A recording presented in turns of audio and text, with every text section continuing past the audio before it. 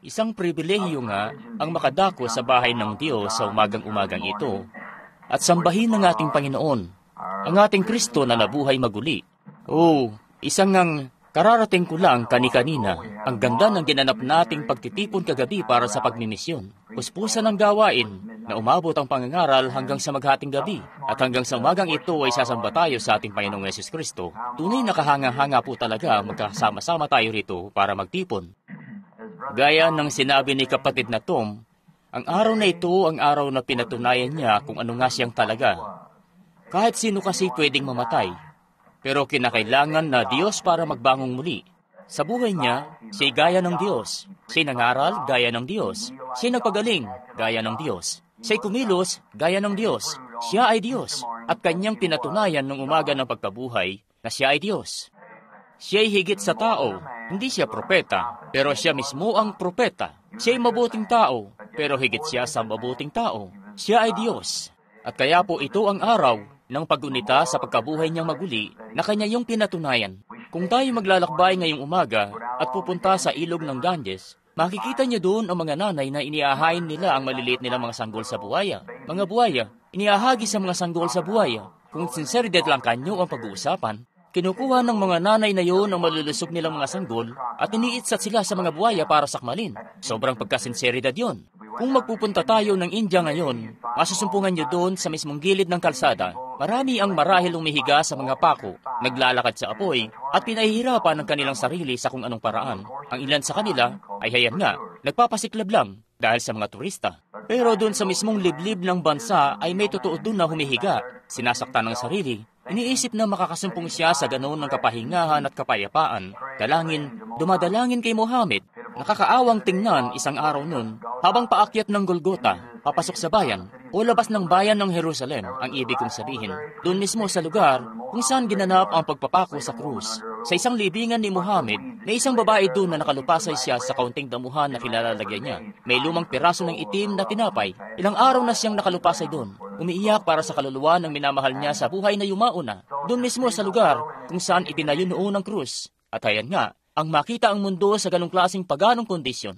Nakausap ko minsan si kapatid na Gatos di pa katagalan. Kagagaling lang niya noon ng China. Sabi niya, kapatid na Branham, kaawa-awang tingnan ang bagay na yun sa China. Sabi, may ilan doon na marahil mag-aapat na taon na silang nakataas lang ang mga kamay. Ganong kahabang panahon na humaba na tuloy ang mga kuko nila sa kamay. Humaba na ng husto. Sabi, hindi ko ibababa ang kamay ko hanggang sa pagkalooban mo ng kapayapaan ng kaluluwa ko, dakilang Buddha.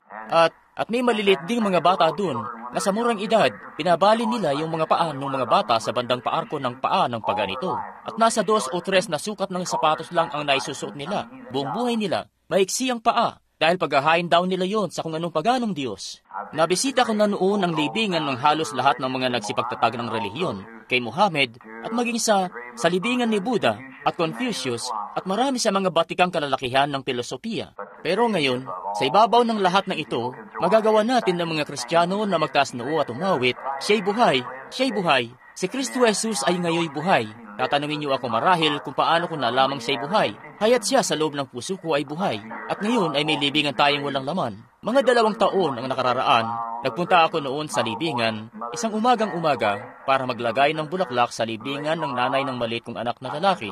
Nanay niyang namatay, at maliit niyang kapatid na babae na nakahimlay sa bisig ng nanay niya dito sa Walnut Ridge Cemetery. At habang papunta doon, yung maliit kong anak na lalaki napasinghot ng 2 o 3 beses, tapos naiyak siya. Habang daladala ang maliit na paso ng mga bulaklak. Lumuhod kami doon. Tinanggal namin ang sombrero namin at inilapag namin yon sa libingan, sa tabi ng libingan. At itinaas ko ang kamay ko at idinantay ko ang mga bisig ko sa kanya. Sabi ko, Billy, heto ang nanay mo at maliit mong kapatid na babae. Nakalibing diyan sa ilalim ng lupa ang katawan nila. Ang mga kaluluwa nila ay nasa presensya ng Diyos. Pero sa kabilang ibayo ng dagat, sa ibayo, ay may libingang walang laman ngayon doon, na isang bantayo para sa lahat ng mga Kristiyano. Siya'y buhay. Ito ang pangunahing kinasasaligan ng ating pananampalataya bilang mga Kristiyano na si Jesus Kristo ay buhay ngayon. Ngayon, gaya ng nakasulat sa papel, ngayon, kadalasan, sa araw ng pagkabuhay na pagbubukang liwayway na gawain natin, kadalasan ay may paawit tayong 1 o 2 at inilalaan natin ang oras dito sa tabernakulo. Kung may mga bisita po tayo rito sa piling natin, bueno, mas maraming oras kami rito na inilalaan sa salita. Tayo kalugod-lugod ng mga taong nananampalataya sa salita ng Diyos. At sa batayan pa lang, sa palagay ko, ito ang dapat tugaygaying daan at ito ang tama talagang pinagbabatayan.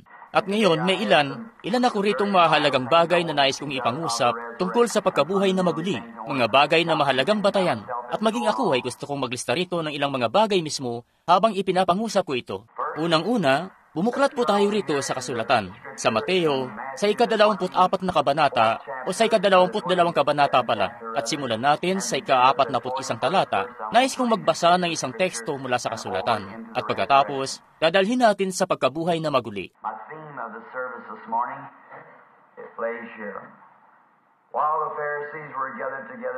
Ang tema ng gawain ko sa umagang ito ay makikita rito. Habang nagkakatipon ang mga Pariseo, pasensya na po, mali ang nabuklat ko dito sa teksto na dapat kong basahin. Dito po pala sa Mateo sa ika-23 kabanata, sa palagay ko, sandali lang po.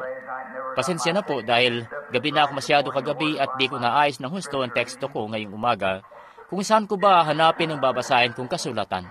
Oh, heto na po. Humayo kayo, sabihin sa aking mga alagad, na sila ay katatagpuin ko sa Galilea. Sige po.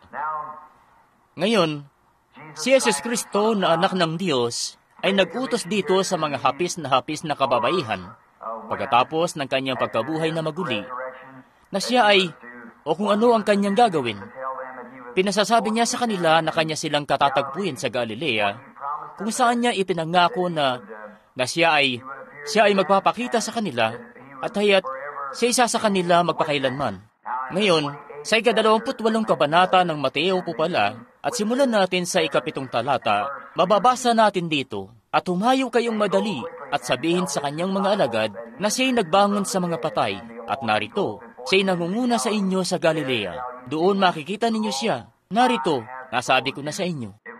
Yun yung mensahe ng anghel sa mga kababaihan, kay Maria at sa dalawa pang Maria.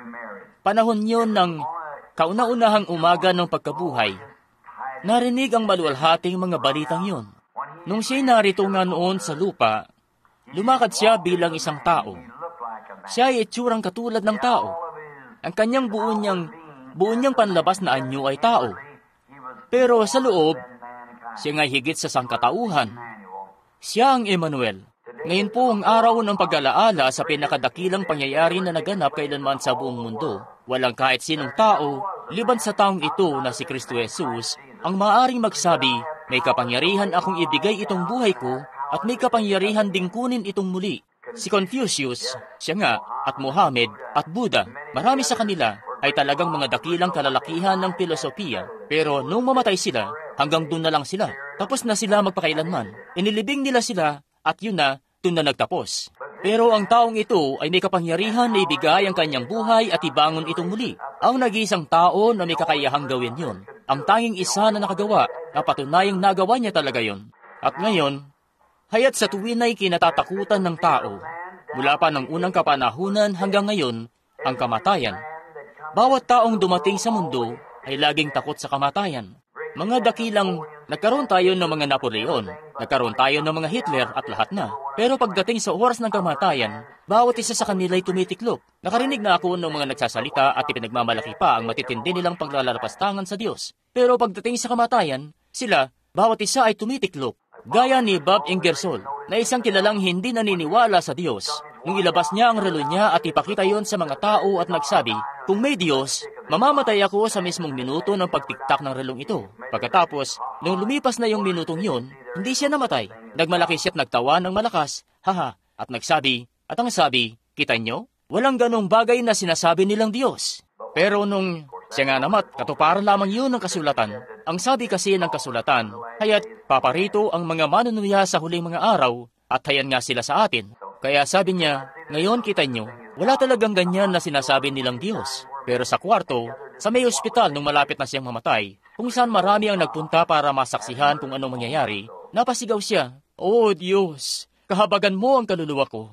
Ang tatay ko ay isang malapit na kaibigan di pumatalik na kaibigan pala, sa isang kilalang di naniniwala sa Diyos. At sabi niya, walang ganyang bagay na sinasabi nilang Diyos. Kasumpa-sumpa sa kanya ang mismong kaisipan na may Diyos. Yung kanyang asawa'y inihahanda niya ang kalesa at nagpupunta sa simbahan, at siya na may nagpupunta sa sakahan at nag-aararo sa kanyang maisan sa linggo, at lahat na para lang ipakita na walang ganong bagay raw na sinasabi ng ilan na Diyos. Isang araw, katutumpok lamang niya ng mga trigo niya, at bigla na lang yung tinamaan. May kidlat na tumama at nasunog yun. Lumabas siya at itinaas niya ang kamay niya at isinumpa ang mismong kaisipan na may Diyos. At nung gawin niya yun, haya't may kidlat na tumama uli sa kamalig niya kung saan may ilang magagandang kabayong pangkarera siya roon. At namatay ang lahat ng yun, bawat isa. At ilang linggo pagkatapos nun, tinapuan siya ng tipos na lagnat nung minsang lumakad siya at namatay. At ang tatay ko ay naroon at pinipigilan siyang mahulog sa kama. At sumigaw ang lalaki at napahiyaw na may mga dyablo raw na may mga kadenang itinatali sa kanya. Kukunin na raw siya at lahat na. At nung talagang mamamatay na siya, tinawag niya ang buong pamilya niya, maliliit niyang anak. Sabi niya, huwag kayong mapadpad sa daang tinahak ng itay. Lumakad kayo sa daan na tinatahak ng inyong inay, dahil yun lang ang nag-iisang daan sa buhay. Ngayaklat po ako sa bahay at naroon ang patutuon ng ilang sikat na tao, katulad ng isa sa mga dakilang reyna ng Inglaterra at ilang kalalakihan. Nung sila'y pahakbang na't papunta na sa kamatayan, sila'y sumigaw at napahiyaw.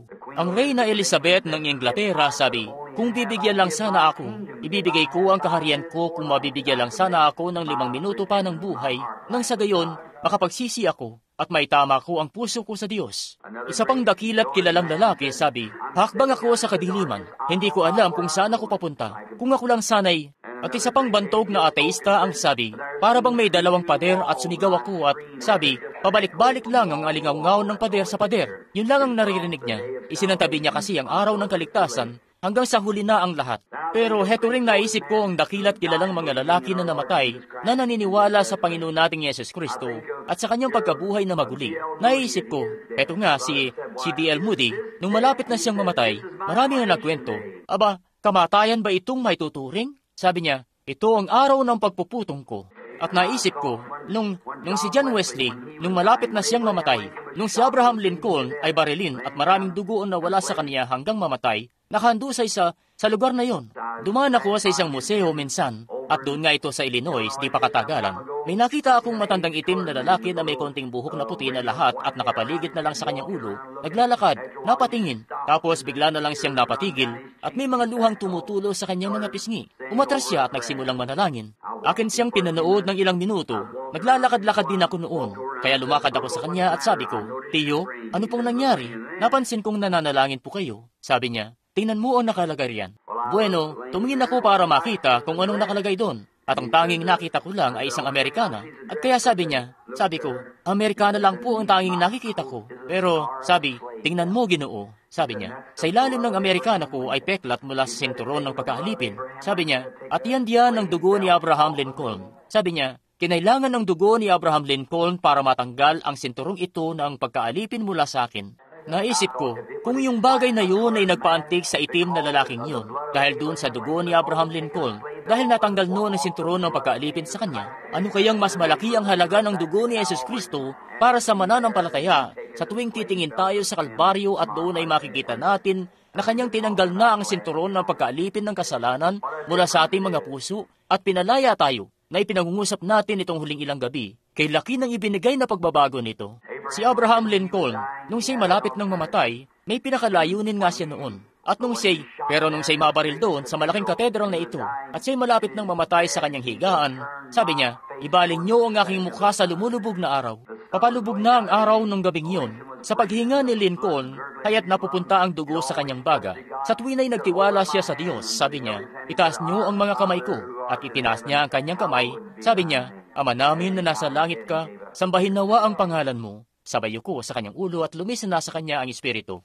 Si Paul Rader, na matalik kong kaibigan, na sumulat ng pinakatema kong awitin na Only Believe, nung siya'y malapit ng mamatay, yumao, isinandal niya ang kanyang balikat, ulo sa balikat ng tagapangasiwa ng gawain ko na si Ginoong Baxter. Siya'y naging napakasigasig at magiting na lalaking naglakbay sa mga dagat at ibayong dagat at lahat na, at sa dako roon ay nahaluan siya at nahaluan ng ilang fundamentalista at siya nga'y alalang-alala sa kanyang mensahe hanggang sa malapit na siyang mamatay. At nung mamamatay na siya, nakaratay siya sa silid at malapit nang mamatay, siya'y naghihingalot malapit na talaga. At heto nga ang tunay na katagumpayan sa isang tao. Isa po siyang kilalang masayahing tao sa tuwina, si Paul nga, gaya ng pagkakakilala niyo sa kanya. Nagpadala sila doon ng quartet mula sa munting Moody Bible Institute at nakababangan noon yung mga pananggalang sa araw sa lahat ng bintana nung malapit na siyang yumao. Bumangon siya, tumingin, umiling siya at sabi niya, "Sino ba ang mamamatay? Kayo o ako?"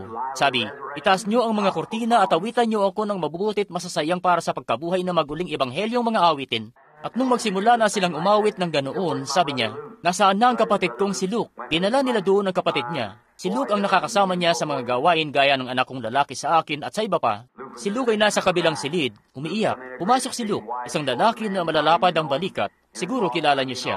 Siya at si Ma Sunday at lahat sila ay naroon. Nang bumaling siya, hinawakan niya si Luke sa kamay, sabi, "Luke, marami tayong pinagdaanan na magkasama. Pero isipin mo nga ito, sa loob ng 5 minuto mula ngayon, ako ay tatayo na sa presensya ni Jesus Kristo na nadaramtan ng kanyang kalwalhatian.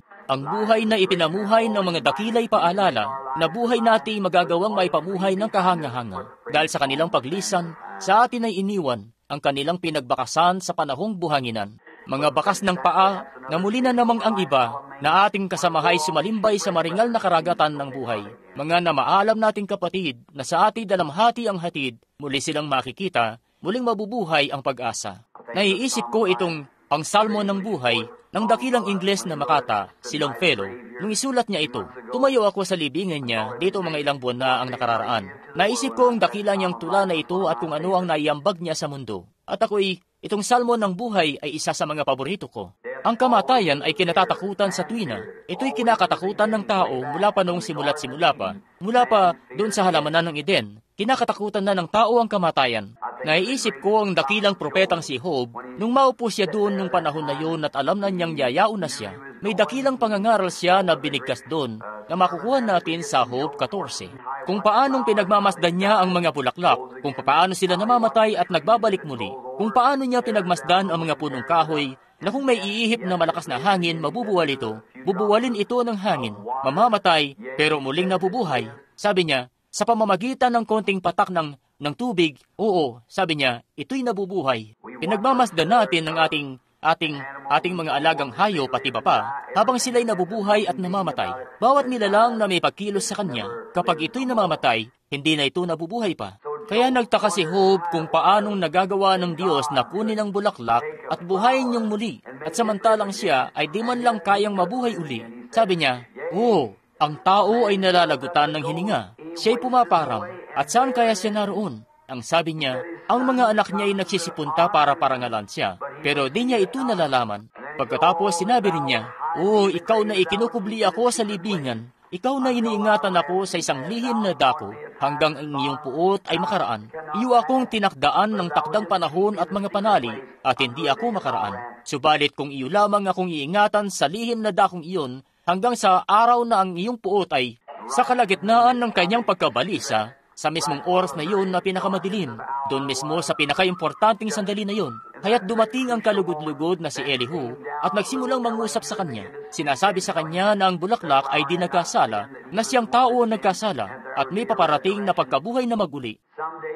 Isang araw, darating ang isang matuwid na ito, na pinaging makisama sa sanlibutan na ito at sa anyo ng larawan ng Diyos na pinaging hubog ng tao. Aakuin niya sa sarili ang anyo ng kasalanang laman sa pamamaraang ito at tatayo sa gitna ng galit na banal na Diyos at ng taong lipos ng kasalanan at iaabot ang kanyang mga kamay sa dalawang ito at pag-uugnayin.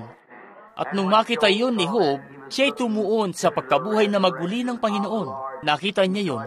Ngayon pansinin. Sa madaling sabi, sinusubukan ni Job unawain yun na alam ko na kapag ang tao ay mapunta sa alabok ng lupa, siya'y nabubulok lang at napaparang. Pinagmamasdan ko siya, hindi siya nagbabangong muli. Siya'y nahihimlay lang at nalalagutan ng hininga at naglalaho lang siya at saan siya naroon. Walang nakakaalam kung saan siya naroon. Subalit napapansin ko ang ibang bagay na nanunumbalik galing sa patay, pero ang tao ay hindi. Pagkatapos, nung ang propetang ito ay mapasa espiritu, unti-unting ipinapakita sa kanya ng Diyos ang magaganap, na may isa na mag-aalis ng kasalanan ng sanlibutan at babangon muli. Nakita niya ang pagkabuhay na maguli ng Panginoon. Kaya't gustong-gusto ko ito kapag naiisip ko. Ang sabi niya ay tumayo siya. Siya'y nanginig sa pagkaantig. Siya'y matagal-tagal nang nakaupo sa abo. Grabe, Itong tinatawag natin ngayon na kamalasang tumama sa kanyang sambahayan. Lahat ng mga anak niya ay namatay. Lahat ng kayamanan niya ay naglaho. Maging kalusugan niya ay di maayos ang lagay. Nakaupo siya roon na isang Kristiyano o isang mananampalataya. Nakaupo roon, pinabayaan. Grabe, maging ang iglesia niya ay tumalikod na sa kanya. Nakaupo siya roon na kinukutkot ang kanyang mga bukol.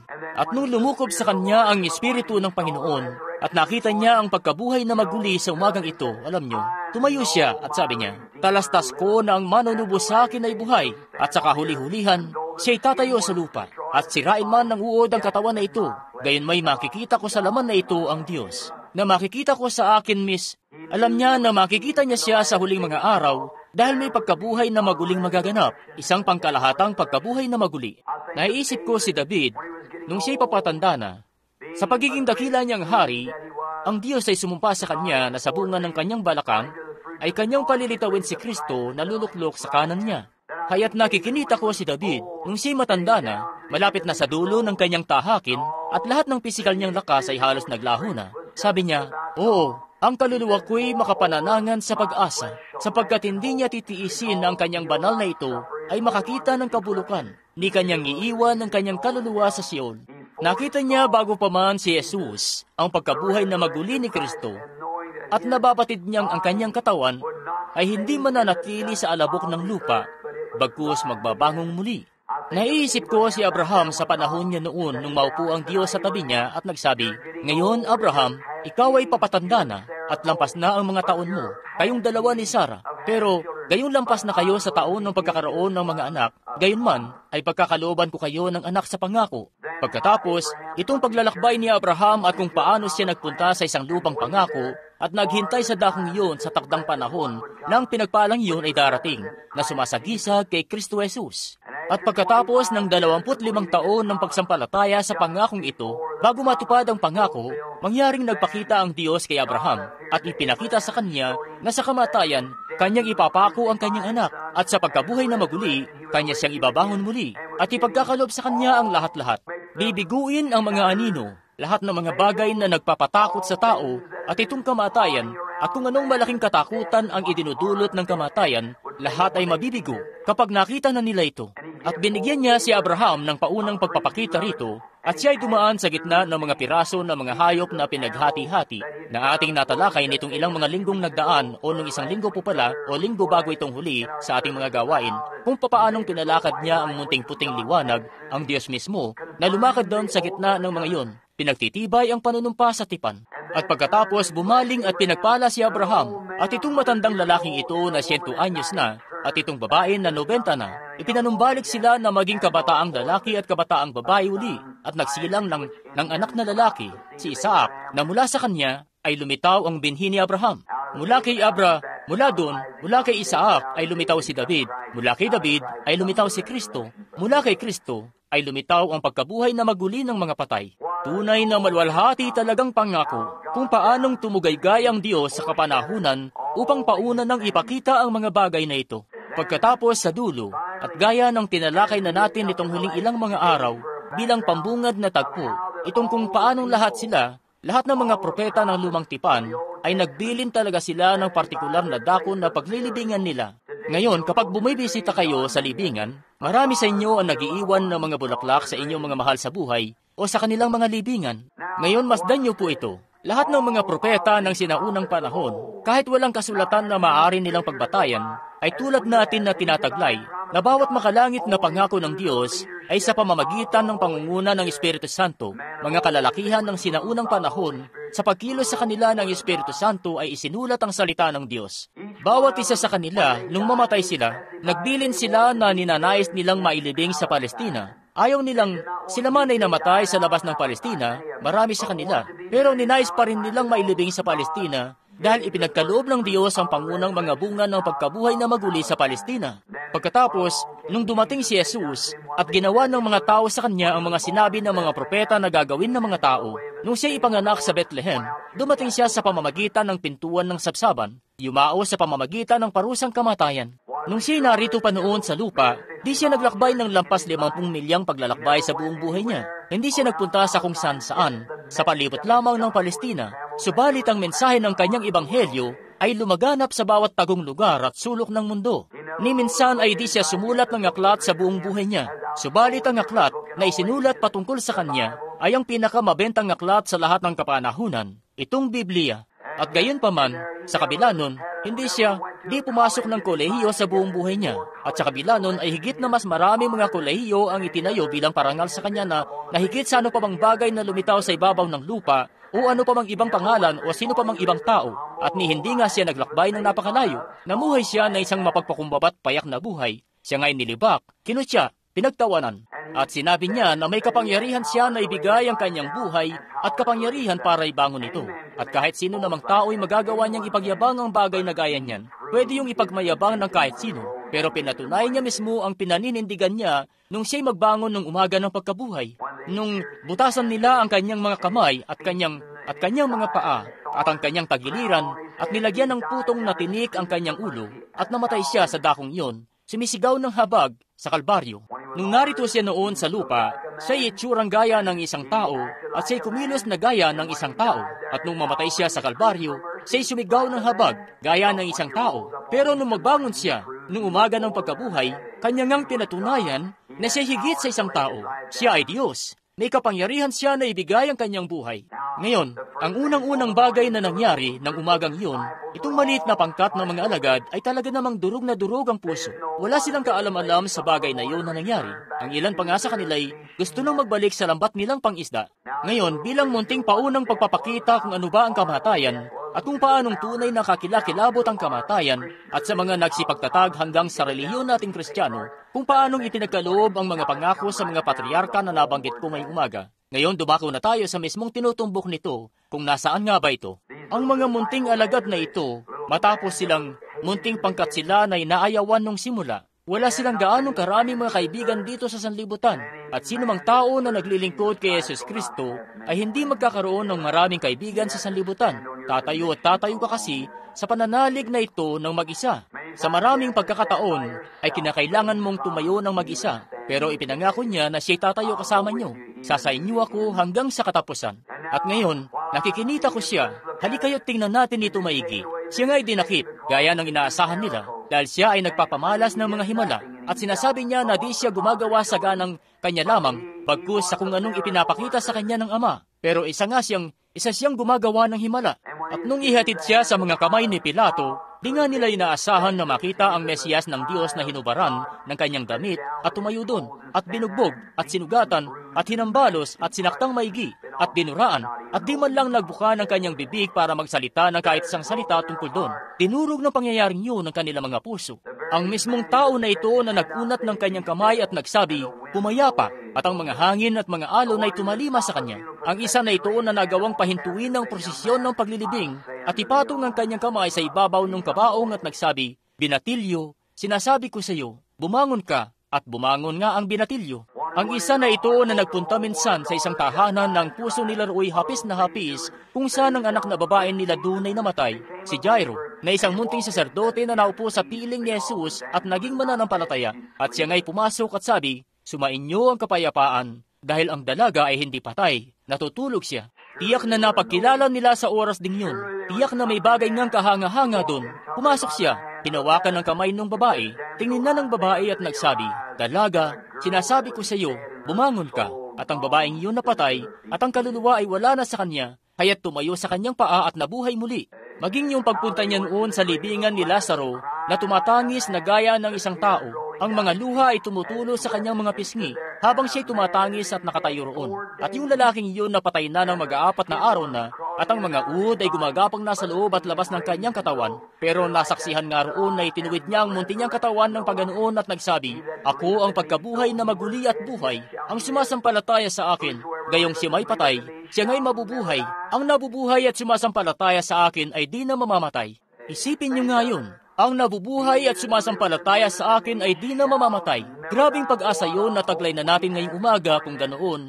Sa tuwing bibisita tayo sa libingan ng mga mahal natin sa buhay. Grabing pag-asa yun na taglay na natin dito sa mortal nating katawan ngayon habang pinapatuto ito ng Espiritu Santo. Siya'y buhay, hindi na mamamatay, may walang hanggang buhay na. Gayong hinahatid natin ang mga katawan ng pinakabanal sa atin sa libingan, pero hayangat sila'y buhay sa kalooban nila. Sila'y buhay sa isang dako. Nung tumayo siya noon at nagsabi, "Ako ang pagkabuhay na maguli at buhay," at naroon ang isang lalaking nakahimlay roon.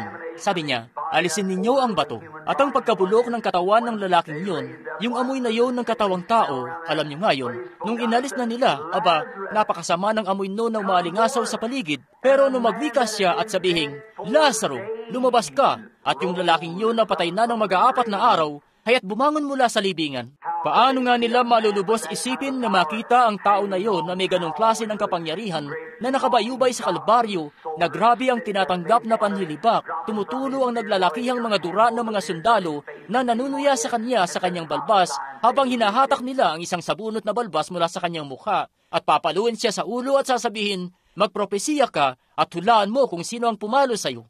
Nung makita nila ang mga Romanong pako na iyon ay binaon sa kanyang mga kamay at kanyang mga paa, papaano nga nila malulubos isipin na makita ang tao na iyon na mamatay? Dahil ang inihingi nga ng Diyos ay kahatulan, at kinuha ni Kristo ang ating kahatulan. Sila nga'y bigong-bigo, sila'y nagsibalik sa kanilang mga lambat na pangisda uli. Sabi ni Pedro, "Nangingisda na lang ako." Ang sabi ng mga alagad, "Sigit sasama na lang ako sa iyo." Ganoon ang ginawa nila, hapak na hapak ang kalooban nila. Bigong-bigo. Kaya't ibinaba na nila ang katawan niya. Ibinalot iyon sa kayong lino at inihimlay iyon sa libingan. At ang sabi, "Yan ang kinatapusan ng panatikong yan." Ganoon na lamang ang pagsalungat sa kanya ng sanlibutan. Ang sabi nila, isa siyang holy roller. Baliw siya. Isa siyang panatiko at kung ano-ano pa. Pero ang sabi niya ay, siya ay Diyos. Siya'y kawangis niya. Siya'y kumilos gaya niya. Pinatunayan niya na siya'y Diyos. Siya nga. May babae nga nang sabi di pa katagalan, gaya ng ilang beses ko nang nababanggit. Sabi ng babae, hindi siya Diyos, kapatid na Branham. Isang babae sa Christian Science ang sabi niya, isa lang siyang tao. Sabi, isa lamang siyang tao. Sabi ko, higit siya sa isang tao. Diyos siya. Sabi ko, alin man sa Diyos siya o manlilin lang. Sabi niya, bueno, patunay ang pagtangis niya sa may libingan ni Lazaro. Pinatunayan niya doon na siya'y wala ng iba't tao lang talaga. Sabi ko, nung tumangis siya nga'y tumangis na gaya ng isang tao. Pero nung ibangon niya ang patay, kanyang pinatunayan doon na Diyos siya. Tama. Sabi ko, nung siya'y nagutom siya na parang isang tao. Pero maaabot ba yon ng inyong kaisipan na ang isang tao ay tatayo sa palibot ng puno ng igos, sinusubukang makahanap ng makakain, at ilang araw pagkatapos nun, kukuha ng ilang tinapay, mga 2 tinapay at 2 o 3 pirasong isda, at pakakainin ang 5,000 katao ng lutong isda? Maiisip niyo ba yon na ang isang taong nakalantad doon sa Kalbaryo, nakabayubay sa pagitan ng langit at lupa ay iiyak, nauuhaw ako, at samantalang ginawa noong alak ang tubig, ang mismong naglalangsa sa tubig, naroong nakalantad, sumisigaw na mabigyan ng tubig.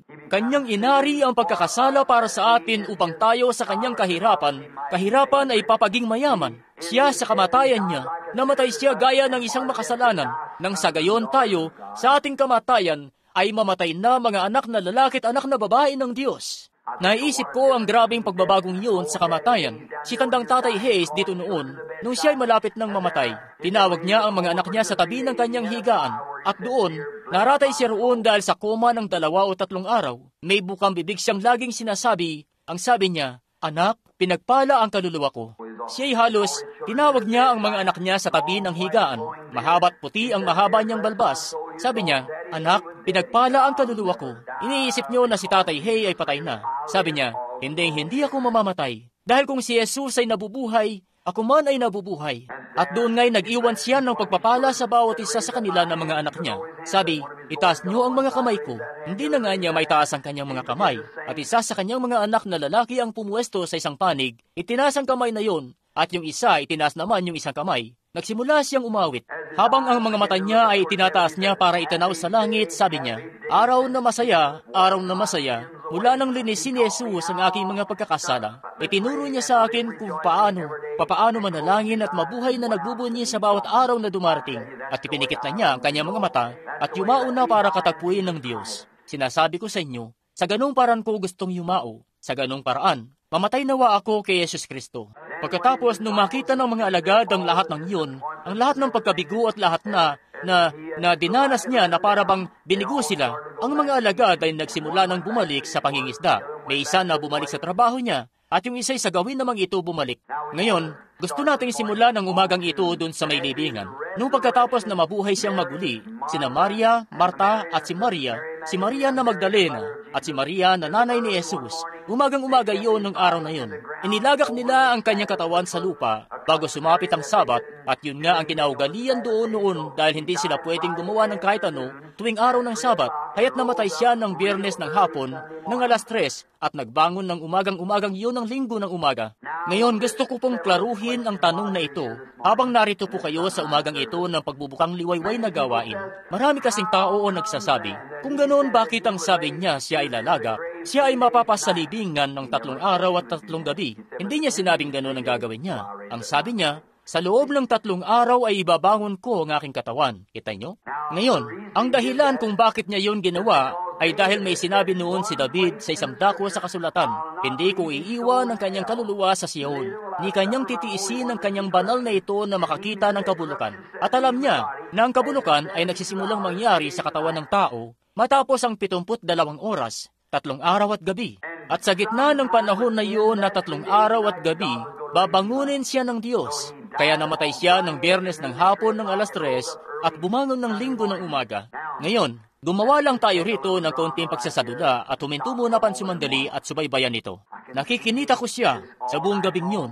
Ang kaawa-awat matandang si Maria na nanay, ang puso niya ay talagang durog na durog. Sinabi sa kanya ng propetisang si Ana na paglalampasan siya ng isang tabak upang mahayag ang mga pag-iisip ng marami. Ganoon na lamang ang ginawa nilang pahirap sa kanyang katawan at ang kanyang minamahal na anak ay nakabayubay doon sa krus at ganoon na lamang ang kadustaan na dinala niya sa iglesia. Pero sa kabila nun, sa kanyang puso, ang pag-ibig ng isang inay umaabot. Wala nang anuman ang nagawa niya, gaano mang kadustaan yun. Namatay siya sa parusang kamatayan, gaya ng isang preso ngayon na palalakarin doon para bitayin o kuryentihin o anuman. Sa ganoong paraan siya namatay, sa kahihiyan at kadustaan. Nakita niyo na kung paano pinaparusahan ng Diyos ang kasalanan? At ayan ngang lubos-lubos ang kanyang pagtangis, marahil buong magdamag, at siya at si Maria Magdalena ay alam niya ang kapangyarihan ni Jesus. Alam niya na may kung anong bagay sa kanya na iba sa lahat ng iba pa. 7 dyablo ang pinalayas sa babae. Bawat isa na pinalaya mula sa dyablo sa pamamagitan ng kapangyarihan ni Jesus Kristo, alam na alam nila kung saan sila nakatayo. Walang kahit sino ang makalalapit, ayan nga sa kanyang dakilang makalangit na presensya at mananatili na siya pa ring tao noon. Ikaw ay babaguhin. May kung anong espesyal na bagay na nangyari sa iyo. Oo, magagawa mo ngang magpatayo-tayo lang at sa psikolohiya at kakatahin mo ito sa isip mo at tatanggapin ito na kung anong bagay at kung anong mga teorya o bagay na gaya nun. Pero hindi nga tayo sumasampalataya sa teolohiya. Sumasampalataya tayo sa kapangyarihan ng pagkabuhay na maguli ni Jesus Kristo. At kung ika'y lumapit na sa kanyang presensya, may kung anong bagay na magaganap sa buhay mo na magbabago sa iyo at hindi ka nakatulad ng dati kapag ang isang tao ay nanggaling na sa presensya ni Kristo. Haya't ang babaeng yun ay 7 dyablo ang pinalayas sa kanya. Pagkapalalo at paninibugo at iniisip niya na siya'y maganda at walang katulad niya. Pero nung magsalita si Jesus at sabihin, luminis ka, lahat ng yun ay lumisan sa kanya. Siya'y naging bagong tao. Hindi na siya maganda sa paningin niya. Haya't kanya ngang ibinabalot ang kanyang sarili sa kagayakan ng kaamuhan at kagandahang loob at sumunod sa guro. Kanya siyang minahal. Pagkatapos ng umagang iyon ng pagkabuhay, nakikinita ko ang babaeng ito. Ang mga alagad noon ay nasa baybay. Hinahatak ang mga bangkang pangista. Ang ilan nga sa kanila, ang ilan naman ay nagsisiuwi na, at ang ilan ay nagpupunta sa kani-kanilang daan. Babalik sa kani-kanilang ginagawa. At nung umagang-umagang iyon, nakikinita ko si Maria na nanay at Maria na Magdalena, papakit na noon sa gilid ng burol para magpunta sa libingan. May mga pabango silang daladala at ibang bagay. Gusto nilang pahiran ng kanyang katawan at asikasuhin siya. At kaya naman, habang sila'y papaakyat ng burol, heto't nakikinita ko ang isa pang eksena. Tingnan natin ang eksenang yun dito. Nakikinita ko ang grupo ng ilang sundalong nakatayo roon. Nagsisipaglaro sila ng baraha buong gabi o naghahagis ng dais o naglalaro ng dais nila ng dais na inihahagis nila sa lupa. At kung ano-ano ang pinaglilibangan nila doon. May isa sa kanila ang sabi, o nga pala, naalala niyo ba yung manlililang na yon? Ang sabi niya, sa loob ng 3 araw, babangon daw siya. Kaya ngayon tingnan nga natin, puntahan natin yung libingan. At nakikinita ko nga ang mga sundalang yun na papalapit doon. At kinakalampag ang kanilang dibdib. At ipinagmamalaki ang malalaki nilang baluti ng paganoon. At iwinawagayway pa ang Romanong tabak nila. Sinasabi, tingnan natin kung ano magagawa niya. Dahil nasa selyuhan niya ang libingan ng Romanong selyo, sa aba niya na magtatangkang biyakin ang selyong ito. May batong nakaharang doon na kinailangan ng buong pulutong ng senturyon. Yun nga'y 100 kalalakihan para maigulong ang batong yun doon isang napalaking bato na pinagulong nila sa may bukana ng libingan. Sabi, nasa loob siya, di magagalaw, at ang mga sundalo nga'y tuwang-tuwa pa. Pero hayan ngang parating, halos mag-uumaga na noon, habang si Maria, habang papakyat sila ng burol. At ayun nga ang dalawang munting babaeng ito, naglalakad doon ang umagang-umaga, marahil magkayakap pa ang bisig sa isa't isa, naglalakad. Halos nakikinita ko ito ng totohanan kung paanong naglalakad sila sa gilid ng burol. At nauulinigan ko si Maria na nanay sinasabi kay Maria Magdalena, paano pala yun? Sino ang mag-aalis ng bato sa libingan? Ano kaya? Paano natin yung gagawin? Bueno, naririnig ko nga si Maria na ang sabi, ang Diyos ang bahala sa bagay na yun. Yun nga ang pinaka-importante, kahit ano pang sabihin ng mga tao, paano ko naman ito gagawin o gagawin yun? Ang Diyos ang bahala doon. Basta magpatuloy ka lang, kita nyo? Ang Diyos ang bahala sa lahat ng iba pang mga bagay. Pagkatapos, nung mga oras na yun, makikinita natin ang lahat ng mga bituin na isa-isang naglalaho na. At malalaman mo na lang, isang bituin na lang ang natitira, yung malakit maliwanag na tala sa umaga na naroon. At tila napapansin ko roon kung paanong ang buong bagay na yun, na haya't ang mga sundalo ay nagtatawa at ginagawa yung katatawanan. Sasabihin, ngayon kita nyo, umaga na, wala namang nangyayari. At patuloy sila, sabi, kita nyo, isa lang siyang manlilinlang. Isa lang siyang tao gaya ng marami sa mga manlilinlang na ito na sumulpot sa panahon na ito at ibang panahon. At nagawa raw ang ganito-ganyan. Pero hayan namang, nag-aangking nagawa raw yung ganoon. Pero hayan nga, nung mga oras na yun, nakikinita ko ang lahat ng mumunting ibon, mga robin na tumigil sa paghuni ang mga ibon. Ang sabi ng makata, ang kanyang tinig ay kay tamis na ang mga ibon ay tumigil sa kanilang pag-awit, may bagay nga na malapit nang mangyari. Nakikinita ko ang dakilang tala sa umaga na yun na nakabitin sa kanyang kinalalagyan, na nung panimula pa ng panahon ay nakabitin na roon, at bigla na lamang gumalaw. Nakikinita ko iyon na para bang nagpaikot. Si Maria, kanilang pinagmamasdan yon. Anong ginagawa nun? Isa yung anghel, at hinahanap-hanap nito sa buong paligid ang libingan kung saan nila siya hinihimlay. Ang kasulatan ay handa na noong matupad. Kapatid na lalaki, kapatid na babae, sa tuwing ang salita ng Diyos ay handa ng matupad, huwag kayong mag-alala, ito'y magaganap nga roon. Nakikinita ko ang tala na yun sa kanyang paglalakbay, umiikot-ikot. Nakikinita ko ang mga Romano nakatayo doon, 100 ang bilang nila, malalakas, nakabunot ang kanilang mga tabak, sinasabi, ngayon tingnan nga natin kung anong mangyayari. At bigla na lang, bumaba ang isang malaking bolang apoy na humagibis galing langit na tumayo sa tabi ng libingan. At ito pala'y ang makapangyarihang anghel ng Diyos na tumayo roon. Hinimatay ang mga sundalo at natumba na parang mga patay na kalalakihan sa lupa. Sa kaunting kumpas lang ng kanyang kamay, iniusog niya yun, yung batong nakatakip doon, biniyak ang Romanong selyo. Ano ba ang halaga ng Romanong selyong yun sa kanya? Kaya't wala ngang halaga at katulad lang ng halaga ng selyo ng Estados Unidos o ng ano pa mang iba, o selyo ng kung anong iglesia o ng ano pa mang iba.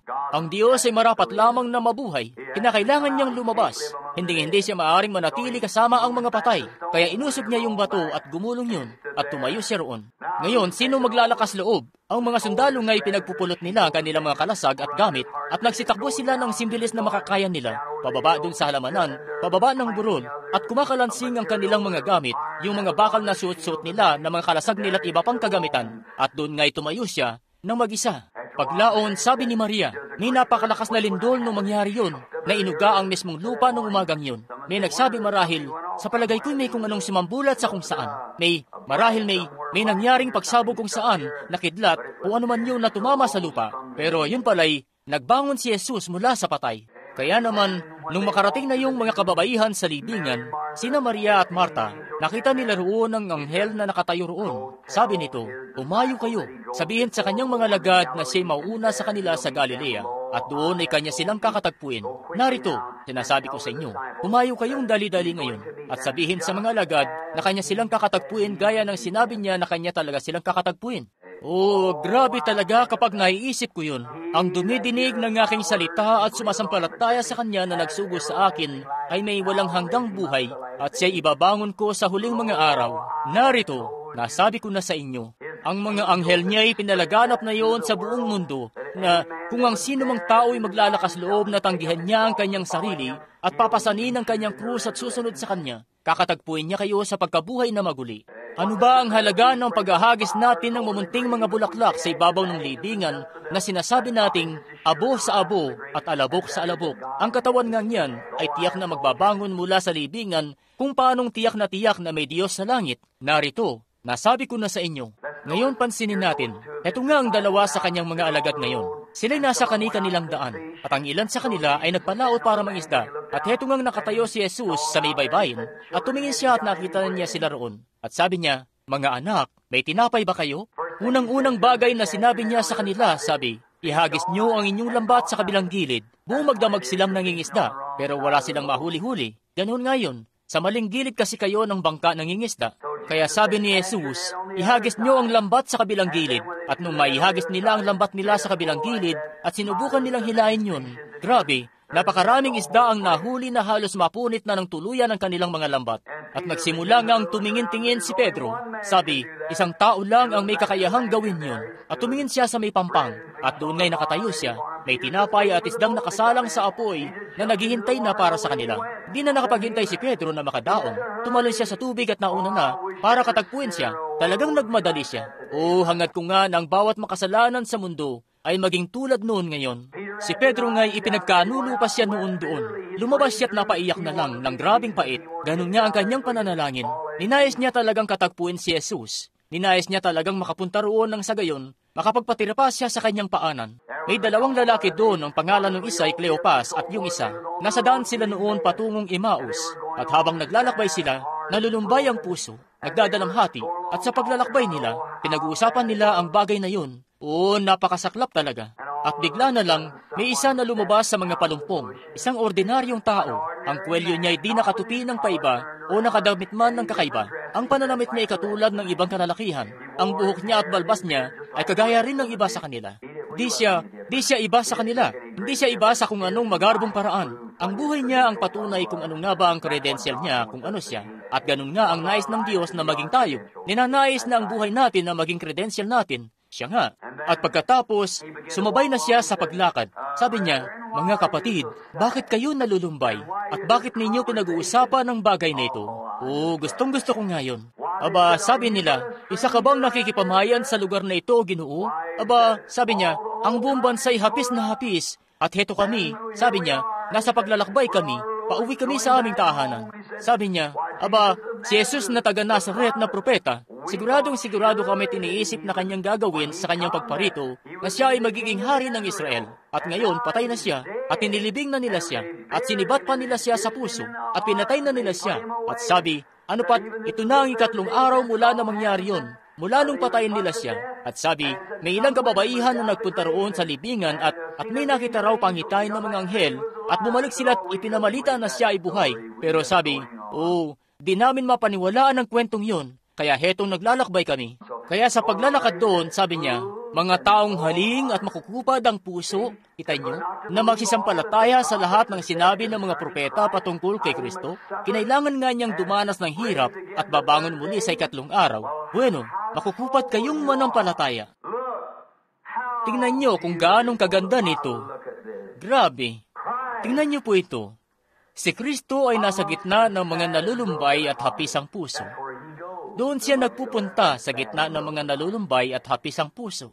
Sila nga'y lumalakad sa pinakamadilim na oras na nakita nila kailanman. Wala nang kahit anong pag-asa. Pinalayas na sila sa iglesia, sa mga sinagoga, dahil nagsisampalataya sila sa kanya. At ngayon siya, na kanilang pinaniniwalaan ay patay na. At may ilang kababaihan na dumating daladala ang isang kwento tungkol sa isang pangitain na nakakita raw sila ng mga anghel. Sabihin ninyo sa kanyang mga lagad, sila'y kakatagpuin niya sa Galilea. Pero siya nga'y di nila yun mapanipaniwalaan. Sila'y hapis ang puso at nalulumbay, umiiyak. At doon nga'y nagpakita ang kaibig-ibig na si Jesus sa gitna ng mga hapis ang puso. Isa pa po palang bagay, yun ang kauna-unahang umaga ng pagkabuhay. Si Jesus ang pagkabuhay na maguli ng lahat ng buhay, ay buhay at nasa gitna ng panahon ng tagsibol, nasa gitna ng huni ng mga ibon, nasa gitna ng pamumukadkad ng bagong mga bulaklak. Si Jesus na muling nabuhay ay nasa mismong panahon ng tagsibol. Siya nga rin ang pagsibol ng pagkabuhay na maguli.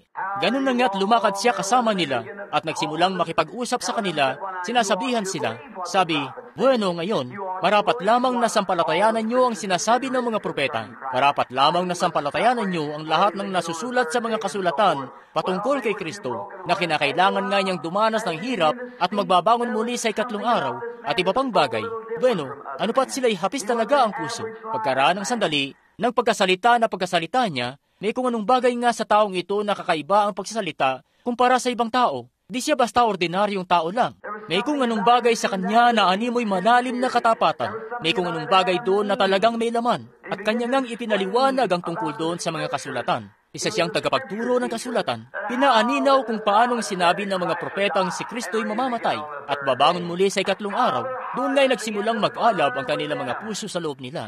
May kung anong bagay na nagaganap. At habang nagpapatuloy sila sa paglalakbay, nag-usap sila ng buong araw.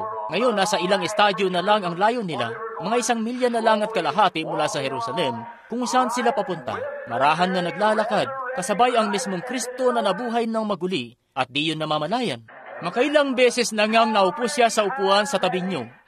Makailang beses na ngang tumayo siya sa tabi niyo sa oras mismo ng inyong mga pagsubok at pagkaligalig, at di niyo yun namalayan. Makailang beses na nga siyang naroon sa manibela nung kamuntik-muntikan na kayong mamatay sa aksidente o naiwasan ng aksidenteng yun o parang ganun, at di niyo yun nakilala na siya na pala yun. Makailang beses na ngang kasama niyo siya nung wala ng laman ng gusi at tuyo na ang banga, at wala na ngang pagkain para sa mga bata, tapos may tao na magpupunta at maglalagay ng mga pinamiling pangangailangan sa mismong pinto o anuman. Si Kristo yun. Siya'y buhay ngayon. Hindi siya patay. Siya nga'y buhay. Nakatabi ko ng mga ilang umaga na ang nakararaan ang isang doktor na di talaga naniniwala sa Diyos sa Louisville. Ako'y sumadya roon. Pagkatapos kong makabalik galing Afrika, ini-examine nila ako roon para makita kung nakakuha ba ako ng amoeba. Sabi niya, Reverend Branham, sabi niya, at naniniwala ka sa kalukuhang ito? Sabi ko, siya nga po. At ang sabi niya, sinasabi mo ba sa akin na naniniwala ka ng taong iyon ay nagbangon mula sa patay? Sabi ko, siya nga po, naniniwala ako rito. At sabi niya, paano mo mapapatunayan sa akin na siya'y nagbangon mula sa patay? Ang sabi ko, mapapatunayan ko na siya ang Kristo na nabuhay maguli. Paano niya nagawa yun? Sabi ko, nabubuhay siya sa puso ko. Sa ganyan ko nga nalalaman na buhay talaga siya. Dito mismo, binago niya ako mula sa pagiging isang makasalanan, naging isang Kristiyano. Binago niya ang kalikasan ko. Binago niya ang pag-uugali ko. Binago niya ang lahat sa akin. Ginawa niya akong bagong nilalang. Kaya naman alam ko, personal kong nalalaman, na siya nagbangon mula sa patay. Sabi niya, naniniwala akong namatay siya. Sabi ko, maging ako, naniniwala ako, kaya't namatay siya. Oo, pero may higit pang nangyari doon. Siya'y nagbangon mula sa patay. At ngayon, siya'y nabubuhay na sa ating mga puso. Yan ang dahilan kung bakit masasaya tayo at nakakaawit. Yan ang dahilan kung bakit pinagtutuunan natin siya ng pansin. Dito nga di pa katagalan, si Jesus Kristo, ang anak ng Diyos, may ipinangyari ritong dakilang himala para sa akin sa mismo kong buhay. Siya'y nagpangyari rin ng mga himala sa inyo. Siya'y lumalakad kasama niyo araw-araw. Siya'y lumalakad kasama ang bawat mananampalataya. Narito, ako'y isa sa inyong palagi hanggang sa katapusan ng sanlibutan. Ano man ang dumating o maglaho, si Kristo'y mananatiling buhay at naghahari ngayon sa puso ng tao. Kaya naman, gaya ng sinasabi sa kwento, tingnan niyo po, bawat umaga babangon tayong konsumisyon agad at lalabas at, bueno, para bang kalahating tulog ako. At kung ano-ano pa, di na nakapagtatakang nagkakaroon tuloy tayo ng alta presyon at diabetes at lahat na. Tingnan niyo po ang maliliit na Robin. Babangon siya kada umaga, ang unang-unang gagawin niya, itataas niya ang munti niyang mukha sa kalangitan at magsisimulang umawit na nangingibabaw ang tinig. Wala nga kayong makikitang kahit isa sa kanila na may alta presyon, naglalakad na may saklay, may diabetes. Sabi, may isang ang munting Robin ang sabi, minsan sabi, bueno, ano kayang nangyayari?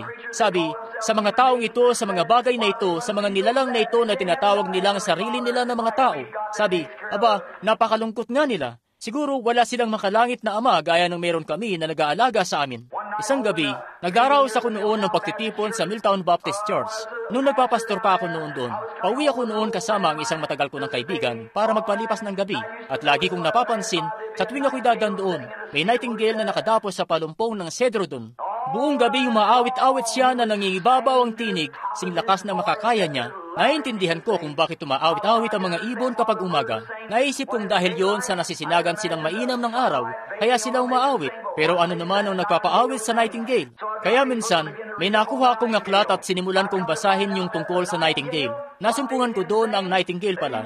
Ang nagbubunsod sa kanyang umawit ay kapag pinagmamasdan nito ang kalangitan. At sa tuwing siya'y tatanaw roon at makikita niya ang mga ulap na nagsisimulang mahawi sa pwesto, kaya't may makikita siyang isang bituin, isang banhag ng liwanag, uhunis siya ng malakas sa taawit na nangingibabaw ang tinig. Bakit? Dahil alam niya na may araw sa kung saan na sumisinag. Tila sinasabi niya sa mundo na ang araw ay sumisinag sa kung saan. At kapatid na lalaki, kapatid na babae, hanggat narito sa kaibuturan ng puso ko, dumaan man sa maiitim na ulap ng pasakit at mga pagsubok at problema, kung mararamdaman ko ang Espiritu Santong kikilos ng puspusan kahit minsan at bibigyan ako ng biyaya, alam kong ang kapangyarihan ng Diyos ay nananatiling buhay at nagahari sa kung saang dako. Siya nga, kung pwede kong tanungin ang tala sa umagang yun, ano ang nagpapaliwanag sa iyo? Bakit ka nagliliwanag? Sasabihin niya, hindi ako ang nagliliwanag, kapatid na Branham. Kung nakakapagsalita lamang ang bituin, yang araw yan na nagliliwanag sa akin, kaya ako nagliliwanag.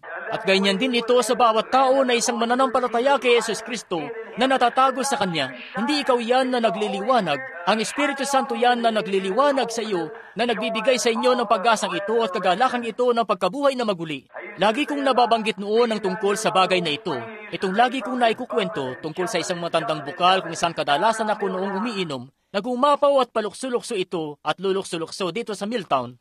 Noon ay lagi akong nagtataka kung bakit lumulukso-lukso ang bukal na yon. Kaya isang araw, naupo ako sa tabi noon at kinausap ko yun. Isipin niyo po yun, yung isang lalaki nakipag-usap sa isang bukal? Pero ako'y nakipag-usap sa kalikasan na gumawa sa bukal.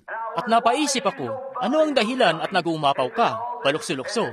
Dahil ba sa mga bata na nagpupunta rito at umiinom mula sa iyo? O umiinom ako mula sa iyo o anuman? Kung makakapagsalita lamang yung bukal, sasabihin nito, hindi Billy, hindi yun dahil sa umiinom ka mula rito. Hindi yun dahil sa kahit sino yung umiinom mula sa akin. May kung anong bagay kasi sa kalaliman ko ang nagtutulak sa akin at nagbubunsod sa akin na magumapaw at magpalukso-lukso at talaga namang kumilos na gaya nito. Ganyan nga rin ito sa bawat lalaki o babae na pinanganak sa Espiritu ng Diyos. Hindi ikaw yan. Hindi yan emosyon ng tao. Dahil ito sa pagkabuhay na maguli o kapangyarihan ng Diyos na nasa buhay ng taong yon at puspusang kumikilos tungo sa walang katapusang buhay, kumikilos tungo sa buhay na walang hanggan. May kung anong bagay roon. Hindi mo kayang kimkimin na lang at di magbunyi pilitin mo man. May kung anong bagay sa kaibuturan mo. Noong dumating noon si Jesus papasok sa Jerusalem at ang mga tao nga'y nagsiputol ng mga palmera at nagsimulang sinigaw at humiyaw at magkaingay na tulad nun, ang ilan sa mga formal na pariseong naroon sabi nila, patahimikin mo sila. Aba, nangingilabot kami sa ginagawa nila. Oh, grabe ang sigawan at pag-iingay ng mga taong ito. Sabi niya, kung patatahimikin ko sila, ang mga bato ang dali-daling magkakaingay, may bagay kasing dumating. Sa tuwing ang buhay ay darating sa gitna ng kamatayan, may nagaganap na pagkabuhay na maguli, siguradong mangyayari. At kapag ang buhay na kay Jesus Kristo ay dumating sa dako kung saan natutulog ang ating mga mahal sa buhay, may magaganap na pagkabuhay na maguli. Ang buhay at kamatayan na hindi maaring manahan na magkasama kung papaanong ganun din ito sa kadiliman at liwanag ng umaga. Kapag ang kadiliman ay nagsimula sa pagdating nga ng liwanag ng umaga, tinutulak nito paalis ang kadiliman. Kinakailangan ngang magliwanag ang liwanag ng umaga. Ano man ang mangyari, kapag ang mundo ay iikot at haharap doon, sa harapan mismo ng araw, darating ang liwanag sa umaga, marapat lang. At kung paanong itinakda na sa walang hanggan sa pag-inog nito sa panahon ng pagparito ng anak ng Diyos, tiyak na magkakaroon ng pagkabuhay na maguli sa mundong ito at lahat ng mga natutulog sa Diyos dadalhin ni Kristo kasama niya sa kanyang pagkabuhay na maguli. Nararapat lamang, hindi mo yun matatakasan. Makukuha at makukuha mo ito. At paano mo ito makukuha maliban na narito ito? Nakatayo ako di pa katagalan, nakatayo ako noon sa Gary, Indiana, kung saan dinala nila ako roon sa naglalakihang mga pabrika ng bakal sa Gary, at manghang-mangha ako habang nagmamasid-masid ako roon. Dinala ako ng superintendent sa mismong lugar at ipinapakita niya sa akin ang buong lugar. At sabi niya, pinapanood ko noon ang mga kalalakihan. May matinis na trompang sumipon 5 minuto bago ang pagtatapos ng trabaho. Napansin ko na hinubad na ng mga trabahador yung suot nilang apron at inilapag nila yon sa ibabaw ng kanyang makinarya. At sa buong paligid, sa paikot doon sa mga makina niyang pangturno at iba pa, yung lalaking winawalis niya yung pasilyo, may pira-piraso ng metal doon na kinolekta niya at itinumpok galing sa materyales na trinabaho niya at pinalis niya ang lahat ng iyon papunta sa may pasilyo. At sabi niya, may ipapakita ako sa iyo, Reverend Branham. Sabi ko, sige nga. Pagkatapos umatras siya sa isang maliit na pwesto doon. Pagkatapos na mahipan yung pangunahing trompa, lahat ng mga trabahador ay lumabas. Pinalabas na ng gusali ang lahat. Kami na lang ang natirang nakatayo roon. At may pinindot siya roong pindutan. At sa pinakalikod na likod, may narinig akong parang dagundong at umuugong at papalapit sa isip-isip ko. Ano kaya yun? Pagkatapos ng ilang saglit, sabi niya, ngayon, tumayo ka lang sa gilid. Tumayo ako sa gilid. May nakita akong parang rilis na nakalatag mula sa likod. At nung papalapit na yon, heto na nga ang isang malaking magnet na bumababa mula roon. At habang dumadaan yung magnet sa isang hilerang yun, napansin ko yung mga pira-pirasong metal ay lumilipad para dumikit doon ng paganoon. Yung mga pira-pirasong metal, napansin ko ng ilan ay di pumaytaas. At may napansin din akong ilang piraso ng bakal na di rin pumaytaas. At bumalik yung magnet na yon sa likod sa kupola at inihulog doon ang lahat ng pirasong yun doon sa kupola at tinunaw yung mga yun at nabuuli. Tapos sabi ko, bueno, bakit di pumaytaas ang lahat? Sabi ko, may nakikita pa akong naiwang piraso. Sabi niya, Reverend Branham, tumatrabaho rin kami ng mga aluminum dito. Sabi niya, at yung mga piraso ng aluminum ay di namamagnet sa magnet. Sabi ko, purihin ng Panginoon. Tapos sabi niya, anong nangyayari sa iyo? Sabi ko, napapaisip lang po ako. Tapos sabi ko, bakit yung ibang piraso ng bakal na yun ay di rin sumama pa itaas? Sabi, kung mapapansin mo, nakatornilyo sila sa sahig, hindi talaga sila tataas. Sabi ko, purihin ng Diyos, hallelujah. Sabi niya, anong nangyayari, Reverend Branham? Sabi ko, napapaisip lang po ako. Sabi niya, napapansin ko nga. Sabi ko, kapatid, doon sa malayong ibayo kung saan sa walang hangganan, hallelujah, may malaking magnet doon. Ang anak ng Diyos ay lalabas isa sa mga umagang ito, dadaan siya sa buong sakop ng mundo gaya ng isang magnet, at bawat magnet na mamamagnet sa kanya ipapaitaas para katagpuin siya sa himpapawid at isasama sila sa pagkabuhay na maguli upang mabuhay kasama siya, dadalhin doon sa ibayo. At itong mga lumang katawan na pinapanahanan natin o ito ngang meron tayo ngayon na tumatanda at naluluntoy at bumabagsak ay uhulog doon sa ibayo sa kupola ng alabok at imomoldi uli at aanyuan sa wangis ng kanyang sariling katawan na maluwahati sa huling pagkabuhay na maguli sa kanyang pagparito uli. At sabi ko, bueno, tingnan mo, napakaraming tao ang di mamamagnet. Maraming tao kasi ang natutornilyuhan ng iba't ibang kalagayan sa buhay. Sasabihin, di ko kayang gawin ito. Di ko talaga kayang gawin ito. Malaki masyado ang kapalit. Kapatid, maliban na mabago ang pusong yan at ang kaluluwa na yan ay madako sa ibayong yun, mamamagnet sa Diyos sa pamamagitan ng Espiritu Santo, sa pagparito ni Jesus, may iwan ka rito sa lupa ng mag-isa. Alalahanin nyo, may magaganap na pagkabuhay na maguli isa sa mga umagang ito na yun lamang mga patay kay Kristo ang dadalhin ng Diyos kasama niya. Lumalakad kasama ang mga alagad, ipinapakilala ang kanyang sarili, haya't ipinapakilala ang kanyang sarili. May mga tao nga sa akin, saan mang dako ng bansa, na sa mga pagkakataon ay tinutuya ako tungkol sa makalangit na pagpapagaling. Hayin nga kapatid, paano nga ako titigil na manampalataya sa makalangit na kagalingan, samantalang yun mismo ang kalikasan ng Espiritu Santo? Bawat isa na ipinanganak sa Espiritu ng Diyos ay tiyak na sasampalataya at sasampalataya sa sobrenatural dahil bahagi siya ng Diyos, supling siya ng Diyos. Sinasabi ko nga, kamukha ka ng tatay mo. Sasabihin, nakuha mo ang ilong mo. Sasabihin nyo, nakuha ko ang ilong ko sa tatay ko at nakuha ko ang bibig ko sa tatay ko. Bakit? Tatay ko siya. Nararapat lamang na kamukha ko siya. Hallelujah! Kung ganoon, kung ang Diyos ang aking Ama, nararapat lamang na manampalataya ako sa sobrenatural dahil ipinanganak ako sa sobrenatural na Espiritu. Yun ang gumawa ng sobrenatural na katauhan sa akin. Sa loob o sa labas, ako'y taong gawa sa putik, ikay taong gawa sa putik. Pero sa loob, kapag ipinanganak ka sa Espiritu ng Diyos, ikay naging sobrenatural na katauhan diyan sa loob. At yung sobrenatural na katauhan na yan ay nagugutom at nauuhaw sa makalangit nitong tahanan sa ibayo. Siya nga. Amen. Pansinin niyo ito. Ayan nga sila. Narito na siyang lumalakad ngayon. Siya ay bumangon na mula sa patay. Unti-unti nang nanunumbalik ang kagalakan para bang mas paindak-indak na ang hakbang ng mga alagad. May kung anong bagay na nangyari, siya ay bumangon mula sa kamatayan. Ganyan nga ito sa bawat lalaki o babae kapag ipinanganak na siya sa Espiritu ng Diyos at nakita na mismo ang tunay na pagkabuhay na maguli. Walang taong makakaalam na si Jesus ay bumangon mula sa patay maliban na siya mamatay sa kanyang sarili kay Kristo Jesus at maipanganak na muli-uli sa pamamagitan ng Espiritu Santo. Bawat tao ito'y hulaya lamang ang kanyang paniniwala. Manuskrito lamang ang paniniwala. Siya ay tumitingin lamang sa papel hanggang sa ang Espiritu Santo ay magpatotoo mismo sa pagkabuhay na maguli ni Jesus Kristo. Kayo, galing sa patayin na mga bagay ng buhay, patungo sa pinagbago at buhay na pag-asa kay Kristo Jesus, bawat lalaki o babae na hindi yung taglay ay mapapahamak sa umagang ito. Siya nga. O kapatid kong lalaki, kapatid kong babae, itama niyo ang inyong sarili sa Diyos. Linisin niyo ang pusong iyan tungo sa dako kung saan tumutunog ang mga kampana ng kagalakan ng langit at may pagkabuhay na maguli. Si Jesus ay buhay at nagahari sa loob ng puso. Pansinin niyo, noong malapit na silang tumabi sa gilid ng kalsada, iniisip ko na kahanga-hanga talagang bagay yun. At ang sabi ng Biblia na sila'y patuloy sa paglalakad sa kalsada at sila'y nakipag-usap sa isa't isa. At nung marating na nila ang dulo, kung saan nga sila magpapalipas ng gabi, ni ayaw nga nila siyang umalis. May kung anong di may paliwanag na bagay sa kanya na kung makakasalamuhan niyo siya, ayaw niyong umalis siya. Siya nga. Ngayon, siya'y, sabi nila, pumasok ka't tumuloy kasama namin. Gusto ko yun. Pumasok ka't tumuloy kasama namin. Bawat tao na nagkakaroon ng kaugnayan kay Jesus Kristo ay nagnanais nga na tumuloy siya kasama nila. Tumuloy kasama namin.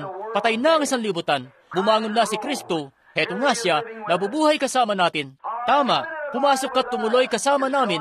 Malapit nang, at si Jesus ngayon, tandaan nyo, kanilang inanyayahan siya na pumasok. At bawat isang lalapit kay Kristo ay kinakailangan niyang anyayahan si Kristo sa loob ng munting bahay na tinitirhan mo. Pumapasok lamang siya sa pamamagitan ng paanyaya. Hindi niya ipagsisiksikan ang sarili sa inyo. Sasabihin niyo, ayaw ko ng ganyang mga bagay na pagkapanati ko lang. Walang problema. Huwag kayong mag-alala. Hindi yun papasok. Pero kung kayo ngayon malugod na pumapayag at handa na iwaksi ang mga bagay sa sanlibutan, gaya nung ipinapangusap ko kagabi sa mga nagnimisyon, sabi ko, siya nga, nagpupunta kayo rito sa eskwelahan at pinag-aaralan niyo roon ang inyong teolohiya at magpupunta rito, mag-aaral, magbasa, magsulat at magbilang at pupunta sa Africa at mas dobleng beses pang isinusuplong ang isang bata doon sa impyerno galing sa katutubo na dapat na lang sanay di nyo na lang ginawa sa simulat sa pool. Pero sabi ko, si Jesus, nung kanyang atasan ng kanyang mga alagad na humayot maging mga misyonero, sabi niya, narito, ipapadala ko sa inyo ang pangako ng aking ama, datapot magsipanatili muna kayo sa bayan ng Jerusalem, hindi sa kung anong seminaryo, hindi sa kung anong eskwela ng mga etika, ang sinabi niya, magsipanatili kayo sa bayan ng Jerusalem hanggang sa masangkapan kayo ng kapangyarihan galing sa itaas. Narito, ipapadala ko sa inyo ang pangako ng Ama, datapwat magsipanatili kayo sa bayan ng Jerusalem hanggang sa masangkapan kayo ng kapangyarihan galing sa itaas. Pagkatapos nga nito na lukuban kayo ng Espiritu Santo, kayo'y magiging mga misyonero o mga saksi sa akin sa Jerusalem, Judea, Samaria at sa kaduluduluhang mga bahagi ng mundo. Until a man is equipped by the Holy Spirit, not by education, not by theology, not by church membership. Amen. At maliban ng isang tao'y masangkapan ng Espiritu Santo, hindi ng edukasyon, hindi ng teolohiya, hindi ng pakikianib sa iglesia, amen, sa Jerusalem, magpunta at mapuspos doon ang bautismo ng Espiritu Santo muna, ang taong ito ay di karapat-dapat sa pulpito, tama, bilang misyonero man o ano pa. At nung si Felipe ay magpunta roon, ang kauna-unahang misyonero na nakarating doon, nakaabot sa Samaria, at nung magpunta na siya roon, ipinangaral niya ang ebanghelyo, pinagaling ang mga may sakit, at ibinulat ang mga mata ng mga bulag, inalis ang pagkakabara sa mga tenga ng mga bingi, nagkaroon ng malaking kagalakan sa bayan. At saan man magpunta ang tunay at totoong misyonero ng Diyos o magtungo ang isang mga ngaral, may pagtunog ng mga kampana ng kagalakan ng pagkabuhay na maguli ni Kristo, hindi mo maipagsasama ang kamatayan sa buhay, maghihiwalay at maghihiwalay ito. Amen. Pagkatapos kapag si Kristo ay pumaroon na sa puso ng tao, ihihiwalay kanya sa mga patay na bagay ng sanlibutan, patungo sa buhay na pag-asa na isa ng bagong nilalang kay Kristo Jesus at magiging bagong tao na. Sinasabi ko sa inyo, mga kapatid ko, kung ang sanlibutan ay nangangailangan ng kung anong bagay ngayon, yun ay ang tunay, totoong pagkabuhay na maguli ni Kristo na may pangaral sa kanila. Sinabi nga nila, pumasok at tumuloy kasama namin. Ang gabi, malapit nang gumabi. Bueno, narinig namin yung mga kababaihan kung anong sinabi nila. Iniisip namin kung totoo bang lahat yon. Doon sa paglalakad nila, iniisip yung kung ano-anong bagay na yon. Pero sabi niya, tumuloy ka muna, kahit konting sandali lang. Sabi nila, pumasok at manatili muna sa amin ngayon. Siya nga'y umakto na parang paalis na siya agad. Maraming beses na ginagawa niya yan para makita kung anong gagawin mo. Siya nga. Kaya nung mga sandaling yun, hiniling nila sa kanya na tumuloy muna. Sabi nila, pumasok ka. Pumasok na sila. Marahil tiningnan kung anong makakain, sabi. Ngayon, ano pong gusto mong kainin? At nananabik sila, sabi, manatili ka sa amin. Gustong-gusto ka talaga namin. Aba, gusto ka nga namin maging pastor namin. May kung anong bagay sa iyo na kaiba sa ibang tao. May kung anong bagay sa iyo. Ang pagpapaliwanag mo ng mga kasulatan ay may kaiban sa ibang tao. Gusto sana namin na ikaw ay sumama sa amin. Gusto naming makilala mo ang kaibigan namin, si Pedro, si Santiago at si Juan at lahat sila. May mga kaibigan kami na mga tagasunod ni Jesus at gusto namin na sumama ka sa amin. Mukha kasing marami kang nalalaman tungkol sa kanya. At siya nga yun mismo. Siya yun. Maraming beses na umupo siya sa tabi mo. Ayan nga't, nakatayo siya roon at nagsimula siyang makipag-usap sa kanila. At tapos, unang-unang mapapansin niya doon, nung kunin niya yung tinapay, dinampot niya yung tinapay. Ngayon, ang mga mata nila'y bulag. At nung pagputol-putulin niya ang tinapay, nung itaas niya ang mga mata niya at binasbasan yon at pinagputol-putol, kaya't ang kanilang mga mata ay nabuksan. Gusto ko yon. Nabuksan ang kanilang mga mata. Kung meron ngang marapat na panahon para mabuksan ang mga mata ng Iglesia ni Kristo, ito na yun ngayon. Napagputol-putulin pa ang tinapay, nabuksan ang kanilang mga mata at nakilala nila na siya pala yun. Oh, kaibigan, nabuksan na ba niya ang mga mata mo sa ganong paraan? Napasbasan na ba niya kayo sa ganong paraan? Napagputol-putol na ba niya kayo sa mga bagay ng sanlibutan? Naihiwalay kayo sa pagpuputol-putol at pagmulat na panahong ito? Yan ang kailangan ng iglesia ngayon. Isang pagpuputol-putol at pagmulat na panahon. At ang mga mata niya ay iminulat o ang kanilang mga mata ay nabuksan, ang ibig kong sabihin, at nakilala nila siya. Doon mismo sa pagpuputol-putol niya ng tinapay, doon nila siya napagkilala. Grabe, napakaraming beses. Dito di pa katagalan, may isang binibini sa panulukan dito. May TV siya. Sa palagay ko'y nakaupo si Rico sa simbahan ngayong umaga. Di ko lang maalala ang pangalan ng binibini. Dito lang siya nakatira sa pagtawid. Riz, salamat kapatid na babae. Tama, si Ginang Riz. Nakaratay siya roon. May 3 o 4 na maliliit na anak. At sumadya ako para ipanalangin siya. Pinala na nga nila siya rito sa palusugan para mamatay. At kaya nagpunta ako roon para ipanalangin siya. At may di naniniwala sa Diyos na nakatira lang sa kasunod na pinto sa akin at nagtatrabaho siya rito sa gobyerno, si Ginoong Andrews. Kaya hayan nga, papalampas na ako noon sa kanto, sakay ng luma kong bisikleta, at ipinanalangin ko na yung babae nung isang gabi o 2 gabi bago yun, sa bahay. Habang nakaupo ako sa harapan ng bahay ko, may pinakita sa akin ng Diyos na pangitain na mabubuhay ang babae. Kaya nagpunta na ako roon, sabi ko, may dala akong ganito ang sabi ng Panginoon para sa iyo. Ikaw ay mabubuhay. At sabi niya, salamat sa Diyos, kaawa-awa nga siya. Sabi ko, ninanais mo bang tumayo at mabautismuhan sa pangalan ng Panginoon na magsusumamo ka sa Kanya at ang iyong mga kasalanan ay mahugasan na? Sabi niya, gagawin ko ang anumang bagay na sabihin ng Diyos na gawin ko. Alalayan mo lang ako at gabayan ako at sabihin sa akin at aking gagawin yun. Sabi ko, sige po. Mga 2 umaga pagkatapos nun, nakasalubong ko ang isang lalaki na papalusong din sa kalsadang yon. At si Ginoong Andrews po ito. Sabi niya, kung maaari sandali lang mangangaral, mga halos ganitong oras din yun ng umaga sa palagay ko. At sabi niya, sandali lang mangangaral. Sabi niya, saan ka papunta? Sabi ko, sa pamilihan. Sabi, hindi ka ba nahihiya sa sarili mo niyan? Sabi ko, ano po? Sabi, sinabi mo doon sa abat kaawa-awang nanay na yun na malapit ng mamatay na mabubuhay siya. Sabi ko, bueno, mabubuhay namang talaga siya. Sabi niya, paano mo naman nalamang mabubuhay siya? Sabi ko, sinabi ni Jesus, yun ang dahilan kaya alam ko. Sabi, paano mo nalaman? Sabi ko, nagpakita siya sa akin ng pangitain tungkol sa babaeng ito. Gaya ng ginawa niya roon, alam kong yun nga ang mangyayari. Siya nga. Sabi niya, kung ako sa iyo, mahihiya ako sa ginawa ko. Sabi, lumilibot-libot ka lang at nalilinlang mo ang mga tao na gaya niyan. Sabi, dapat ka ngang mahiya. Ngayon, alam mo kahit naman sa akin ay mahirap ito sa una na makipagkita sa iyo at sabihin sa iyo ang mga bagay na gaya nito. Sabi ko, ayos lang yon. May sarili kang mga kaisipan at may sarili din akong kaisipan. Siya nga, sumampa ako sa luma kong bisikleta at umalis na. 2 araw pagkatapos nun, yung asawa niya, kaya't isang Kristiyanong babae, nagkasakit. Pumunta ako roon at sabi ko, Ginoong Andrews, baka may tutulong ako sa inyo. Sabi niya, ngayon tingnan mo. Sabi, may magaling kaming doktor. Sabi, di namin kailangan ng tulong mula sa iyo. At sabi ko, salamat. Sabi ko, alam ko na may magaling kang doktor. At nabanggit nga niya ang pangalan. At yung sinabi niya ay magaling ang doktor dito sa bayan, isang kaibigan ko rin. Sabi ko, mainam nga siyang doktor. Sabi niya, may appendicitis ang asawa ko. Ipapatanggal lang namin yun at yun na yun. Sabi, di namin kailangan ng panapanalangin dito. Sabi ko, siya nga naman Ginoong Andrews, pero di naman yun ang sinasabi ko. Sabi ko, gusto ko lang namang sabihin sa iyo na pwede akong magsibak ng kahoy nyo. Pwede kong gawin ang anumang bagay para sa inyo. Magpaningas ng apoy, magpainit ng uling, anumang bagay na magagawa ko. Kaya't, napakasensitibo niya sa bagay na yon. Ayaw niya ng kahit anong panalangin. Sabi ko, ayos lang. Kaya bumalik na ako sa bahay ko. At nung makauwi na ako, hayan nga, dinala na nila yung asawa niya sa ospital at nung sumunod na umaga, nagsimula na akong rumonta. Isa po akong tanod, alam nyo. At isinukbit ko na yung maliit kong lumang baril at nagpunta na sa kalsada. Naglalakad na ako sa 100 at tinatahak ko na yon.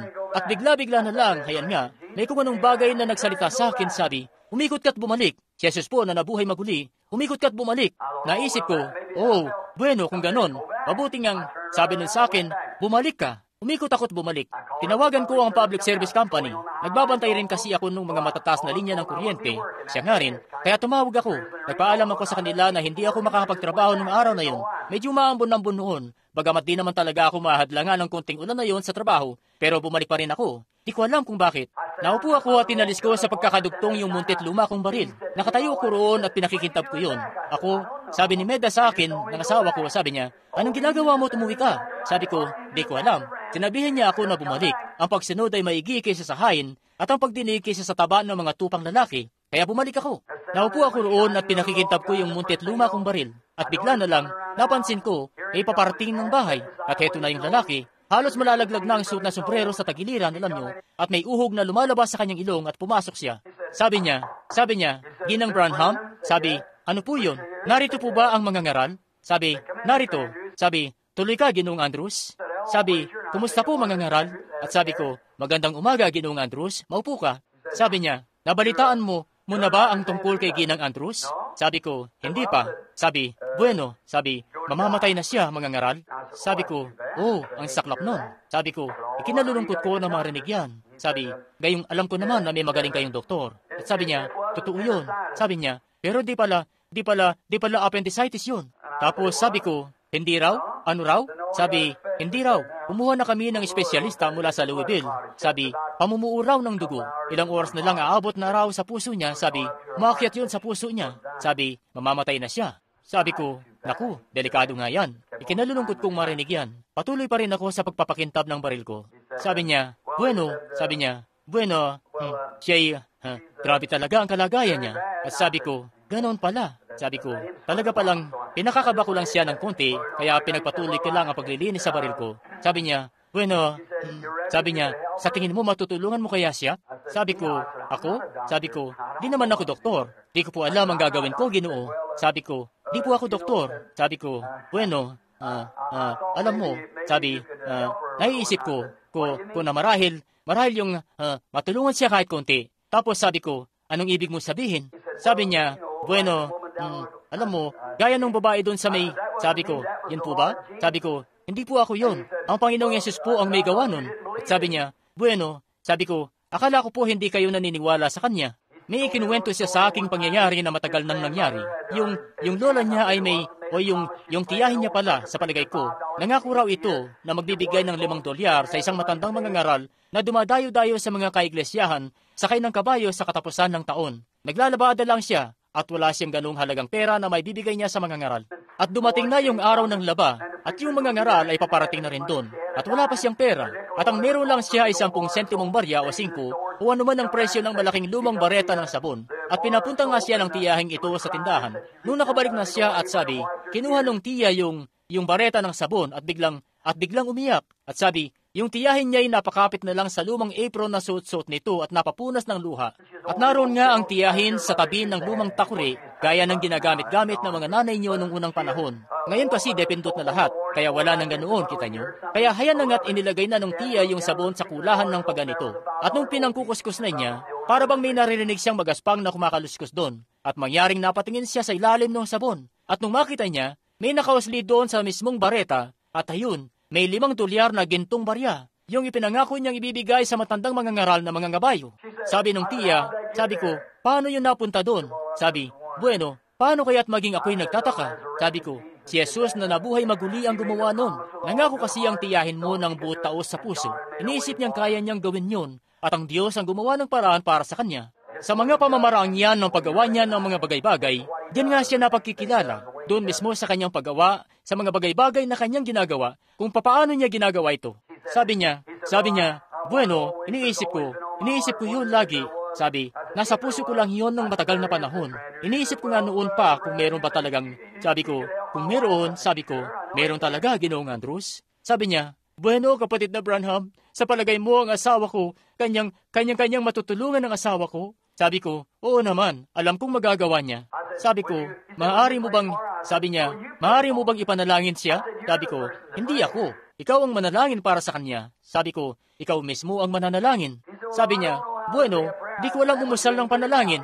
Sabi ko, wala ngang mangyayari, hayan nga, maliban na manalangin ka. Sabi ko, lumuhod ka at makipag-usap ka sa kanya. Sabi niya, bueno, paano ko ba ito gagawin? Sabi ko, iatras mo lang ang upuan mo at umupo ka o lumuhod ka doon sa tabi ng lamesita at manalangin ka. Kaya lumuhod na siya at nagsimula na siyang manalangin. At sabi niya, Ginoo, hindi ko po alam kung paano makipag-usap sa iyo. Sabi niya, pero kung iyo lamang matutulungan ng aking asawa. Tumayo siya at sabi, ano po kaya mga ngaral kung magpunta na tayo doon ngayon sa ospital at makipag-usap sa kanya? Sabi, siguro, kung pupunta tayo kung saan naroon yun sa ospital. Sabi ko, sige, naghanda na ang asawa ko. Nagpunta kami roon at naroon nga si Ginang Andrews. Di na namin maaninaw yung mga mata niya. yung daloy ng dugoy sa iba na dumidirekta, alam nyo, yung pamumuo ng dugoy nakaano na sa daloy ng dugo, sa tubig, at di nyo na nga maaninaw pa ang mga mata niya. Tinignan ko siya. Oh, naku, nagsimulang umiyak ang asawa ko. Lumuhod ako sa sahig at nagsimulang manalangin. Sabi ko, minamahal na Diyos, dalangin ko po na iyong tulungan ang babaeng ito. Sabi ko, kitang-kita namin kung paanong wala kaming makapitan at wala kaming magawa. Ginawa na ng mga doktor ang lahat niyang magagawa. At sa kabila nun, ay heto siyang nakaratay rito at malapit nang mamatay. Sabi ko, oh Diyos, anong pwede naming gawin? Ano pa bang pwede naming gawin sa puntong ito? Nagsusumamo kami sa iyo. Alam namin na ikay bumangon mula sa patay, at ikay naritong nabubuhay sa piling namin. At ikaw nga'y tunay na maihipo gaya ng ilaw na ito na nasa aking mga kamay. Narito ka, at nasa iyo ang lahat ng kapangyarihan, at magagawa mo po ito. Ngayon, Panginoon, kung kami matagpuan mong kaaya-aya sa iyong paningin, lumalapit po kami na may pagpapakumbaba at tumihiling ng habag para sa babaeng ito. Habang ako'y nananalangin, bigla na lang gumalaw ang paligid. Tumingin ako at nakita ko siya na papunta sa bahay. May dalang apple pie sa kanyang kamay at ibinigay yun sa akin. At naupo ako doon sa harap ng bahay at sinimulan kong hatiin yung apple pie at kinain yun. Tumayo ako pagkatapos niyang ipakita sa akin ang pangitain na yun. Ano yun? Ang Panginoon na nabuhay maguli. Ano ngang ipinapakita nun? Na siya'y nasa piling ng mga tao. Ang mga bagay na aking ginagawa, sinabi niya doon noon sa babae ang mga pagkakasala niya doon sa balon. Sinabi niya kung saan naroon si Felipe nung siya'y nasa ilalim ng puno ng igos na nanalangin. Alam niya kung saan naroon ang isda na may siklong barya sa bibig nito. Sabi niya, ipinapakita sa akin ng Ama ang mga gawa at akin iyong ginagawa. At ang mga gawa na aking ginagawa ay gagawin din ninyo naman. Ano yun? Ang pagkabuhay na maguli yun. Bumangon siya mula sa patay. Hindi siya patay. Narito siya mismo sa piling natin ngayon. Siya'y totoong-totoo na nasa silid na ito, gaya ng ilaw rito. Ganoon siyang katotoo. Mangyari ngang ang tao, mga ilang taon ang nakararaan. Di nila alam kung ano ang elektrisidad. Pero may gutom siya sa puso niya para sumpungan kung ano nga ba ito. Naniniwala siya na kaya niyang magpailaw, si Thomas Edison, at kanya itong sinubukan sa makasampung libong kawad ng kuryente. Pero hayang nga't may bagay siyang nasumpungan at iniambag niya ang elektrisidad sa mundo. Ang mga tao ngayon naniniwala sa telebisyon at lahat ng ibang bagay na ito. Inilagay na itong lahat ng Diyos dito. At may kapangyarihan ng Kristong nabuhay maguli sa umagang ito, dito mismo sa gusaling ito, para iligtas ang bawat makasalanan, puspusin ng Espiritu Santo, at pagalingin ang bawat sakit dito sa mundo, kung alam nyo lang ang tamang kawad na dumidirekta rito. Pag-ibig at pananampalataya nga, yun ang tamang kawad. Sumakay kayo rito at tugay-gayin nyo, at tingnan nyo nga kung di niya salitain. Alam nyo, nung mahagip ni Franklin ang kidlat, di niya alam kung ano yung nahagip niya yun. Sabi lang niya, nakuha ko ito, nakuha ko ito, nakuha ko ito, nakuha ko ito. Alam niya na may pagkabuhay na magulit talaga. May kung anong bagay nga siyang nahagit, di niya nga lang alam kung ano yun. Marahil, may panahon na mangungusap sa iyo ang Espiritu Santo at di niyo nalalaman kung ano nga ba ito. Pero alam niyo na naroon nga ito sa paraan ng pagkilos niya rito, gaya ng paraan ng paggawa ng Diyos sa mga bagay-bagay, nakilala nila ito. Ito pong si Ginoong Andrews, hayan nga, nung pauwi na nga ako, kaya't nabanggit ko yon sa kanya. At noong 3 araw, mga dalawang oras mula noon, nakauwi na kami noon at eto siya paparating. Ito nga ang kadalasang nangyayari, hayan nga. Ayun nga siyang papunta uli. Tinawagan kasi nila siya, sabi, ang asawa mo'y malapit nang mamatay, sabi. Nagagabuhay na ang tinig niya. Pumunta ka agad. At eto nga siyang umahangos pabalik, bigong-bigo. Sabi, kapatid na Branham, sabi, sinasabi ng doktor na talagang mamamatay na siya. Sabi, nandun mismo ang doktor. Sabi ng doktor, mamamatay na talaga siya. Sabi ko, pero ang sabi ng Panginoong Yesus, mabubuhay siya. Sabi, bueno, paano yun? Kung mamamatay siya, mabubuhay ba siya? Sabi ko, buhay naman talaga siya. Hallelujah! Huwag niyo pong ikabigla ang hallelujah. Ang ibig sabihin nga nito'y purihin ng ating Diyos. Kung may umagang ang dapat na marinig ang mga pagka-hallelujah mula sa mga tao, ito dapat yung umagang yun. Siya nga, purihin ng ating Diyos. Sa bawat anino ng kamatayan na iwinawaksi, siya'y buhay. Pansinin. At sabi niya, bueno, ngayon, sabi, paano niya malalampasan yun? Sabi ko, wala po sa akin nung malaman kung paano nga ba. Ang sa akin lang ay manampalataya sa sinasabi ng Diyos na kanya nga itong gagawin. Kaya nalungkot siya ng gusto. At pagkatapos nagpunta na siya sa ospital. Heto na siyang pabalik na. At sa bahay nga'y tanaw naming papalapit na siya. Nagmamadali. Humangos siya sa loob. Sabi, mga ngaral, alam mo ba ang nangyari? At sabi ko, ano po, Ginoong Andrews? Nakapula ako doon. Nagpapakintab pa rin, alam nyo. Sabi niya, alam mo ba ang nangyari? At sabi ko, ano bang nangyari, Ginoong Andrews? Sabi, bumangon siya. Lumabas na ang lahat ng tubig na nakabara sa loob ng katawan niya. Sabi ng asawa ko, halos mamamatay na ako sa gutom. Sabi, may nagpunta't nagdala ng kaunting sopas. Sabi ba naman niya, ayaw ko ng sopas. Ang gusto ko'y longganisa at tinatsarang repolyo. Gutom na gutom siya. Ano yun? Dahil nga nagbangon siya mula sa patay. lumabas ang babaeng yun ng ospital na magaling na babae. Siya ay buhay! Siya ay buhay! Kaligtasan ang ibinibigay. Kung itatanong niyo kung paano nabatid ko na siya'y buhay, eto nga siya sa puso ko na nanahang buhay. Siya nga. Dumalaw nga siya roon, at nung 3 araw matapos yun, nakadantay yung mga paatkot nasa harap ng bahay, kumakain ng apple pie na marahil pinakamasarap na natikman ko. Bakit? Siya ay buhay! Bumangon siya mula sa patay. Ito nga ang kaawa-awang babae rito nung bumangon siya mula sa sakit na iyon na tuberkular at ang sinasabi ng ospital ay mamamatay na siya.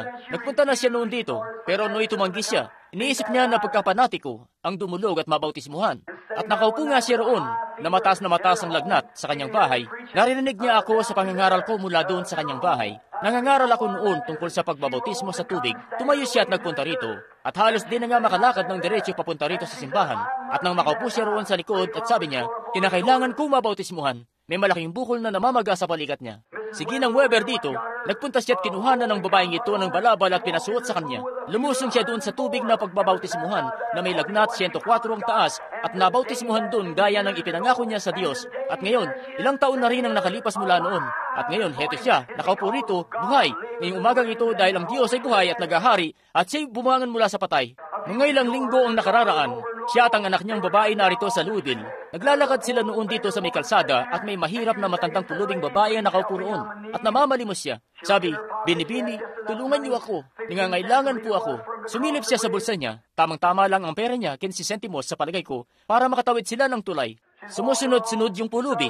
Nagpatuloy lang siya sa paglalakad sa kalsada. Ang sabi ng Panginoon sa kanya, sabi, ngayon, nung ikaw ang walang makapitan, tinulungan kita. At ang babaeng ito ay walang makapitan. At di mo man lang siya matulungan. Naglakad pa siya ng konti, sabi, Panginoon, pero 15 sentimos lang po itong meron ako. Papaano po ako at ang anak kong babae makakauwi? Papaano kami makakauwi? Sabi niya, anong problema mo? Sumunod ka lang sa akin. Bumalik siya, binalikan niya. Sabi niya, Ginang, pasensya na po. Sabi, 15 sentimos lang ang meron ako. Ito lang ang meron ako para makatawid ang anak kong babae at ako sa tulay. Sabi, ibinibigay ko ito sa iyo. Ito lang ang meron ako. Pasensya na po, wala na akong maibigay. Sabi ng pulubi, pagpalain kayo ng Diyos, anak. Bumaling siya, naglakad uli. Sabi ng anak niyang babae, ngayon, nanay, ano nang gagawin natin ngayon? Sabi, sa dami po ng mga sasakyan, delikadong lumakad sa tulay. Sabi, di na tayo pwedeng lumakad sa tulay ngayon. Sabi niya, di ko alam. Sinabi niya sa akin na ibigay yun at yun lang ang meron ako. Habang naglalakad sila sa kalsada at bigla na lang siyang napatingin. Sabi ng anak niya, oh nanay, tingnan mo. May 5 sentimong barya sa lapag. At maging siya'y napatingin at sabi niya, at heto may 10 sentimong barya rin. Ano yun? Pamamaraan niya na paggawa ng mga bagay-bagay. Pinapaalam niya sa atin na narito siya talaga. Dito nga nitong nakarang tag-init lang, ako'y galing sa biyahe sa mga pagtitipon. Lumapit sa akin ang asawa ko, sabi niya, Billy, kailangan ko ng pambili. Kinakailangan ko kasing mamili na para sa bahay. May mahirap at matandang mga ngaral na dumating ang sabi, kapatid na Branham, wala na akong pera. Sabi, ako'y walang-wala ngayon. Kinakailangan kong makapunta sa Texas, sabi. Basta babayaran na lang kita balang araw kapag kaya ko na. Sabi, matutulungan mo ba ako? Sabi, kailangan ko ng $50. Nagpunta ako sa bangko para tingnan kung mayroon pa ba ako. Bueno, nasa 100 na lang ang mayroon ako. Kaya pumunta ako at ibinigay ko sa kanya ang $50 noon. Kinuha niya yon at lumakad na. Dumarating nga yung malilit na bagay na gaya noon na di inaasahan. Alam niyo naman yon. Sabi ng asawa ko, Billy, kailangan ko ng pambili ngayong umaga. $20 siguro. Kailangan ko kasing mamili para sa bahay. Lumakad na kamit namili para sa bahay. Bumalik, nakalimutan niyang bumili ng itlog. Wala kasi kaming nabili. Kaya naisip ko, naisip ko, siguro kailangang may sumadya nun. Kaya pinuntahan ko na at tinutulungan ko noon si Ginoong May para bang walang tao sa bahay noon at may pinapala akong lupa doon. Mangyaring napatanaw ako at may nakita akong lumang kotseng paparating. Pumarada sa gilid at tumigil doon. May matandang mga ngaral na umibes doon. Parang pipilay-pilay. At eto na siyang papalapit. Naupo sa harapan ng bahay, sumandal. Sa isip-isip ko, kawawa naman itong matandang mga ngaral na ito na pagod na pagod. Dapat ko siguro siyang puntahan at makipagkita sa kanya. Nagpunta ako, sabi ko, magandang umaga po. Sabi niya, kumusta ka, Reverend Branham? Sabi, sa palagay ko di mo ako kakilala. At sinabi niya sa akin kung sino siya. Sabi, isa lang ako rito sa mahihirap na mga ngaral. Sabi niya, galing akong Cleveland. Binigyan nila ako roon ng sapat na panggasolina para makarating dito. At sabi, ang luma kong ang kotse halos side na. Sabi, may kung anong bagay na nagsabi sa akin na magpunta rito. Sabi, matutulungan mo siguro ako kahit konti. Tiningnan ko siya sa isip-isip ko. Naku, alam nyo, sa isip-isip ko, kawawa naman ang matandang ito. Sabi ko, sige po't manalangin tayo. Sabi niya, sige, gusto kong manalangin ka. Hindi na kasi ganun kaganda ang lagay ng balakang ko. At sabi ko, sige, lumuhod na kami't nagsimula ng manalangin. Nang nagsisimula na akong manalangin, sinabi sa akin ng Panginoon, bigyan mo siya ng $5. Sabi ko, bueno, Panginoon, sige po, ikaw naman ang nakakaalam ng lahat ng ito. Ikaw ang nakakaalam kung mayroon pa dun o wala na. Tapos sabi ko, ang sabi sa akin ng Panginoon, bigyan daw kita ng $5. Sabi, sobra-sobra yata yun, kapatid na Branham. Sabi ko, pero ang sabi niya sa akin, bigyan daw kita ng $5 at sinulatan ko na yung tseke. Sabi ko, dalhin mo ito sa maestroder, may papalit nila ito ng pera. Sa isip-isip ko, ngayon ano na kaya? Pinuntahan na niya. Nagmaneho na siya papalayo at nagpaalam muna sandali. May isang lalaking nagtatrabaho doon sa isang bahay sa dakong yun. Nagpupunta kina Ginoong Luther, sabi niya, kumusta mga ngaral? Sabi ko, kumusta? Sabi, alam mo, sabi, may 100 inahing manok ako sa bahay. At sabi, yung mga sutil na manok na yon, sabi, lahat na ng mamahaling patukay na ibigay ko, kung nasa kanila't halos lahat na at pakain at, sabi, di ko talaga sila magawang mangitlog. Sabi niya, halos 1 linggo na rin ang nakararaan. Lumuhod ako, sabi ko, Panginoon, kung iyo lamang pangingitlogin ang mga inahing manok na ito, ipamimigay ko ang kalahati ng mga itlog nila. Sabi, alam mo, nagsimula nga silang mga itlog, sabi, nung sumunod na araw, nakakuha ko ng 90 itlog, sabi niya. May 1 kahon ako ng mga itlog dito na gusto kong ibigay sa iyo. $5, saktong-sakto talaga. Ano yun? Pamamaraan niya ng paggawa ng mga bagay-bagay. Ano po ba ang sinisikap kong iparating ngayong umaga? Sinisikap kong ngang sabihin ito na si Jesus Kristo ay buhay at nagahari. Bumangon siya mula sa patay. Pinagputol-putol niya ang tinapay. Namulat ang kanilang mga mata. Nakilala nila na siya pala yun sa pamamagitan ng sadyang paggawa niya sa mga bagay-bagay. Inyong pagmasdan lang at makikita niyo ang pamamaraan niya ng paggawa ng mga bagay-bagay na siya'y buhay at nagahari. Siya'y buhay, kaligtasan ang ibinibigay. Kung itatanong niyo kung paanong nabatid ko na siya'y buhay, eto nga siya sa puso ko, nananahang buhay. Ang mensahe niya'y humayo kayo, sabihin sa aking mga alagad na kakatagpuin ko sila sa Galilea. At ang mensahe niya ay, ngayon, kakatagpuin niya kayo, kakatagpuin ko kayo. Saan mang dako na kakatagpuin niya kayo, magsiparito kayo sa akin. Lahat kayo na nangapapagal at nangabibigat ang lubha. Pero mga kaibigan ko, kung paano ngang ang mga taong yun ay gano'n na lamang ang kanilang pagkabigla, nung marinig nila ang taong ito na nasa baybayin, sinasabi, ihagis niyo ang inyong lambat, hindi nila agad nakilala. At ang mga lalaking ito sa Emmaus, nung sa paglalakad nila at pakikipag-usap nila sa kanya, haya't hindi nila agad nakilala. At marami sa atin mga kaibigan ko, ang napalampas ang hangganan ng dakilang pagtawag kay Kristo. At dahil yan sa di natin nakilala agad, maraming beses, sa harapan ng hukuman, mapupuno iyon ng kabiguan. Kapag dun mo palang tunay na malalaman ng relihiyon pala ni Jesus Kristo, ay naghahati talaga ng kaligtasan at kagalakan at kaligayahan, na tinawag na, gaya ng nabanggit ni Pablo noong mga panahong una, sa daan na tinawag na hidwa. Ang hidwa ay kahibangan, alam nyo. Sa daan na tinawag na hidwa, ay gayon ang paglilingkod sa Panginoong Diyos ng ating mga magulang. Sa daan na tinawag na hidwa, maraming pagkakataon na makakakita kayo ng mga taong galak na galak at nagbubunyi sa tuwa at puspos ng Espiritu ng Diyos kung saan mayroong makalangit na pagpapagaling at mga kapangyarihan at mga kababalagan at mga himalang nagaganap. Sasabihin nila, hypnotismo lang yan. Sasabihin nila, yan ay ganito, ganoon o ano pa. Pero kung babasahin nyo lamang ang Biblia, ang Panginoong Yesus Kristo nga ito, di nyo lang nakikilala na siya ito. Di nyo lang nakikilala kung sino ito. Umaasa ako na bago matapos ang araw na ito, na siya'y may gagawin sa inyong buhay, na siya'y mapagkikilala nyo at ang pagkabuhay na maguli ay sisibol sa inyong puso kung wala pa ito riyan. At nawa, at mapapansin nyo ang mga ibon na iba ang pag-awit nila ngayon. Ang kaibig-ibig na nabuhay na maguling si Jesus ngayong umagang ito ay nagbangon mula sa patay, kung kaya ang lahat ng takot sa kamatayan ay wala na. Hallelujah! Ang mga ito'y sinelyuhan na sa dagat ng pagkalimot.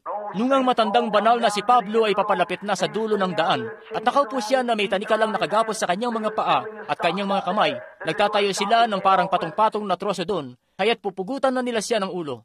Nung sabihin nila, Pablo, ano nang iniisip mo tungkol dito ngayon? Sabi niya, nakipagbaka ako ng mabuting pakipagbaka, natapos ko ang takbo ko, iningatan ko ang pananampalataya, at kaya buhat ngayon ay natataan sa akin ang isang putong ng katwiran na ang Panginoon, ang tapat na hukom, ay bibigay sa akin sa araw na iyon. Hindi lang sa akin, kundi sa lahat din ng mga naghahangad sa kanyang pagpapakita. Nung palakarin na nila siya doon sa patong-patong na troso doon, at ibinaba niya ang kwelyo niya at ipinatong niya ang ulo niya roon, tumitig sa kanyang kamatayan na mukhaan. Sabi nito, ngayon nakuha rin kita. Ngayon takot na takot ka. Sabi niya, o kamatayan, saan naroon ang iyong tibo? Tumingin siya roon at nakita niya sila na naguhukay na ng butas para ilagay siya sa libingang yun. Ang sabi ng luma't maputik na libingang yun, sasaluhin kita, haamagin kita, pabubulukin ko ang katawan mo, gagapang ang mga uod sa loob at labas mo. Sabi niya, libingan, nasaan ang iyong pananagumpay? Pero nung ibaling niya ang ulo niya sa direksyon ng Jerusalem, grabe. Pero salamat sa Diyos na nagbibigay sa atin ng katagumpayan sa pamamagitan ng ating Panginoong Yesus Kristo. Grabe. Ako man ay darating sa dulo ng aking daan. Isa sa mga araw na ito, ang aking pagpapagalay matatapos na. Sa inyo po ng mga kalalakihang nakaupo rito, nakapaglaro tayo noon na magkakasama, nakapagboxing na magkakasama, nakapaglaro ng holen na magkakasama at lahat na. Maliliit na bata pa tayo noon. Pero ngayon, unti-unti ko na pong napapansin. Bukas ay kaarawan ko na. 44 na ako bukas. Ang mga balikat ko ay nagsisimula ng humukot at may mga kulukulubot ng lumalabas sa ilalim ng mata ko. At anuman itong natitira kong buhok ay nag-uuban na. Ano ito? Gumagapang napapasok ang kamatayan. Unti-unti na niyang pinababagsak ako. Pero kapatid, habang humahatak pababa ang kamatayan sa isang banda, ang buhay sa kabilang banda ay pinagbabago kang mulit maging bago. Siya nga. At isa sa mga araw na ito, tatayo kayong lahat dito sa sementeryo, kung saan itinakda na ito noon pa man. At kung mamatay ako bago ang pagparito ni Jesus, sila'y magsisiawitan ng only believe. Lahat ng bagay ay ipangyayari, manampalataya lamang. Kapag narinig nyo na silang sinasabing, patay na siya, tapos magsasaboy ng tipak ng lupa sa ibabaw ng kabaong ko, hindi po ako patay, ako'y buhay, dahil siya'y nabubuhay sa akin. Hindi po. Isa sa malwalhating umagang ito ng tagsibol, kapag tapos na ang lahat at ang mga bomba atomik ay pinasampulat na ang mundo at inilihis na siya sa pag-ikot niya sa ibayo at siya'y magpapaikot na ng magpapaikot makalipas ang ilang taon at nalinis na ng gusto na ipanumbalik na at ang mga puno ng palmera ay tutubo muli sa lupa, isang pagkabuhay na maguli ng kalikasan gaya ng ginawa ng Diyos sa pasimula. Wala nang magiging polusyon sa lupa, wala nang magiging polusyon sa hangin, at ang mga puno ng palmera, wala ng mikrobyo o sakit ang makapipinsala sa kanila kahit kailan. Ang mga puno ng mansanas ay di natatanda. Hallelujah! Ang mundo nga'y babangon. At sa isang malwalhatit magandang umaga, kapag nagsisiliparan na ang naglalakihang mga ibon mula sa isang puno patungo sa isa pa, si Jesus ay magpapakita muli sa lupa. At kapag nagpakita na siya, ang mga namatay kay Kristo, sila'y dadalhin ng Diyos kasama siya. Magbabangon din tayo sa isang umaga ng pagkabuhay na yon. Siya nga rin, upang katagpuin ng ating mga mahal sa buhay at batiin sila. Hindi po ba't napakagandang sandali ito? At tatayo ako sa ibayong yun, at makikita ko roon ang matanda ko ng nanay na nakaupo ngayon dyan sa likuran ng gusali ngayong umaga, na tumatanda na at nangangatog na, at maraming di na maigalaw sa katawan, at siya'y tumatanda na talaga. Kapag makikita ko na siya roon, at masasabi ko, Nanay, ito po ang anak mong lalaki. At sa pagpunta ko roon, haya't makikita ko ang mga mahal ko sa buhay at ang mga minamahal kong mga kaibigan dito sa simbahan. Ang kalugod-lugod na matandang kapatid na George the Ark, lahat ng mga nagsipa roon na kay Kristo Jesus, lahat ng minamahal kong mga kaibigan, sa kanilang pagkabuhay maguli, haya't sila'y makakatagpo ko. At maglilibot ako at sasabihin, sino ang lalaki niya na parating? Si Pablo yan, heto rin si Silas, heto rin si Daniel, heto rin si Ezekiel. Ito ang iba pa sa kanila, at magsisilakad nga tayo sa paraiso ng Diyos. May tiyak na pagkabuhay na maguli, isa sa mga umagang ito, kaibigan. Kakatagpuin namin kayo, yung munting sanggol na namatay na ganito lang kalaki, doon ay kabataang dalaga siya, at idadantay niya ang mga bisig niya sa nanay niya, at maluluha at maiiyak, at pupurihin ng Diyos sa kanyang malwalhating pagkabuhay na maguli ng kanyang anak na si Kristo Jesus. Ang malwalhating araw na iyon ay darating. Tayo nabubuhay dahil sa patutuon ng ating pagkaligtas. Ang Espiritu Santo rito na nagpapatutuong may pagkabuhay na maguli. Paano yun? Noon ako'y naging makasalanan. Noon ay di ako tumatayo sa likod ng pulpito. Noon ay di niyo ako maririnig na itinataas ko ang boses ko at magsasabi ng amen. Nahihiya ako noon. May panahon nga noon na wala man lang akong patak ng luha sa aking mga mata. Nahihiya ako noon. Isa ako noong bruskot basagulerong bil. Pero dumating yung isang araw, kinatagpo ako ni Jesus Kristo sa kapangyarihan ng kanyang pagkabuhay na maguli. Dinurog niya ang pusong batong yun at kinuha yun sa akin. Naglagay siya ng bagong diwa, naglagay siya ng bagong kalikasan, naglagay siya ng bagong pagkatao rito. At ngayon, yamang siya'y nabubuhay, ako'y nabubuhay rin. At isa sa mga araw na ito, mga kaibigan, kapag sumapit na ako sa dulo ng aking daan, kagaya niyo at ng iba pa sa atin dito, at ang mga baluti natin ay talagang laspag na mula sa pakikipagbaka, grabe. Tingnan niyo ang lumang kalasag. Tingnan niyo kung gaano karaming nagniningas na suligi ang nakatusok dito na sinusubukan akong patumbahin. Ako nga'y hahandusay na lang doon at mararamdaman ko ang mga alon na paparating sa aking kaluluwa. Alam ko doon na ako'y nasa dulo na ng aking daan. Kagaya ng nanay ko riyan at lahat ng mga Branham, kapag sila'y tumanda na ng gusto, Nagkakaroon sila ng panginginig at marami nang di maigalaw sa katawan. Ahangarin kong makatayo doon. Hallelujah! Inaalalayan ng tungkod sa dulo ng daan. Uhubarin ko ang turbante ko at ilalapag ko sa baybay dagat. Luluhod sa baybayin at ibabalik ko ang lumang tabak sa kaluban ng walang hanggan. At itataas ko ang aking mga kamay at sisigaw. At alam ko, sa paglakad ko sa libis ng lilim ng kamatayan, ang tala sa umaga ay magpapakita at paliliwanagin ang daan. Iuunat ng Espiritu Santo ang nangingintab niyang mga pakpak sa mapanganib na maputik na hurdan at dadalhin ang mga nangapapagal nating mga kaluluwa tungo sa isang mas mabuting lupain. Siya nga po, huwag kayong matakot. Kasamaan ay di ko nakatatakutan, sapagkat ikay suma sa akin. Nilamon ng pagtatagumpay ang kamatayan. Wala nang magagawa pa ang kamatayan. May isang manunulat, sinabi niya na may isang bagay nga na ginawa ang Diyos sa kamatayan. Niligay niya ito sa karwahe at itinali roon, at ipinwesto sa hilaan ng karwahe. At ang tanging bagay na magagawa ng kamatayan ay hilain ng mananampalataya tungo sa presensya ng kanyang manlilikha. Yun lang ang tanging magagawa ng kamatayan, isa sa mga araw na ito. Hahataking pababa ng kamatayan ang mortal na bahaging ito. Pero kung paanong nung ako'y sanggol, may sobrenatural na bagay na naghihintay sa aking nanay na magbibigay sa akin ng buhay nung ako'y isilang. Kung ang tabernakulong ito na ukol sa lupa ay masira, mayroong isa na naghihintay sa ibayo sa kalwalhatian. Nakahanda na roon sa ibayo kung saan wala ng pagkakasakit o paghihirap. At kung paanong ako'y ipinanganak ng Espiritu rito, at ang Espiritu ng Diyos ay sumisigaw ng Aba, Ama, hindi lang ako, kundi ang bawat isa sa mundo na ipinanganak ng muli, habang ang espiritual na katawang ito ay hayang lumalago tayo sa biyaya ng ating Panginoong Jesucristo. Isang araw, tayo hahakbang sa mga hangganan sa ibayo, at tayo ay isa sa ating bagong katawan, kung saan wala ng pag-uuban ng buhok doon, paghukot ng mga balikat, o ano pa mang gaya nun. Tayo magiging batang-bata magpakailanman, dahil si Jesus Kristo ay bumangon sa ikatlong araw, pagkatapos ng kanyang kamatayan at nagbangong muli. Siya'y buhay, siya'y nagahari. Ngayon, humayo kayo. Sabihin sa kanyang mga alagad, humayo kayo, sabihin sa kanyang mga hirang, kakatagpuin ko sila sa Galilea. Isa sa mga araw na ito, sa Galilea ng Diyos, sa ibayong yun, sa dako na yun, nasasabi ka kung katagpuin siya sa kapayapaan, dahil siya'y nabubuhay sa aking puso ngayon. Umaasa akong siya'y ganun din sa bawat isa sa inyo.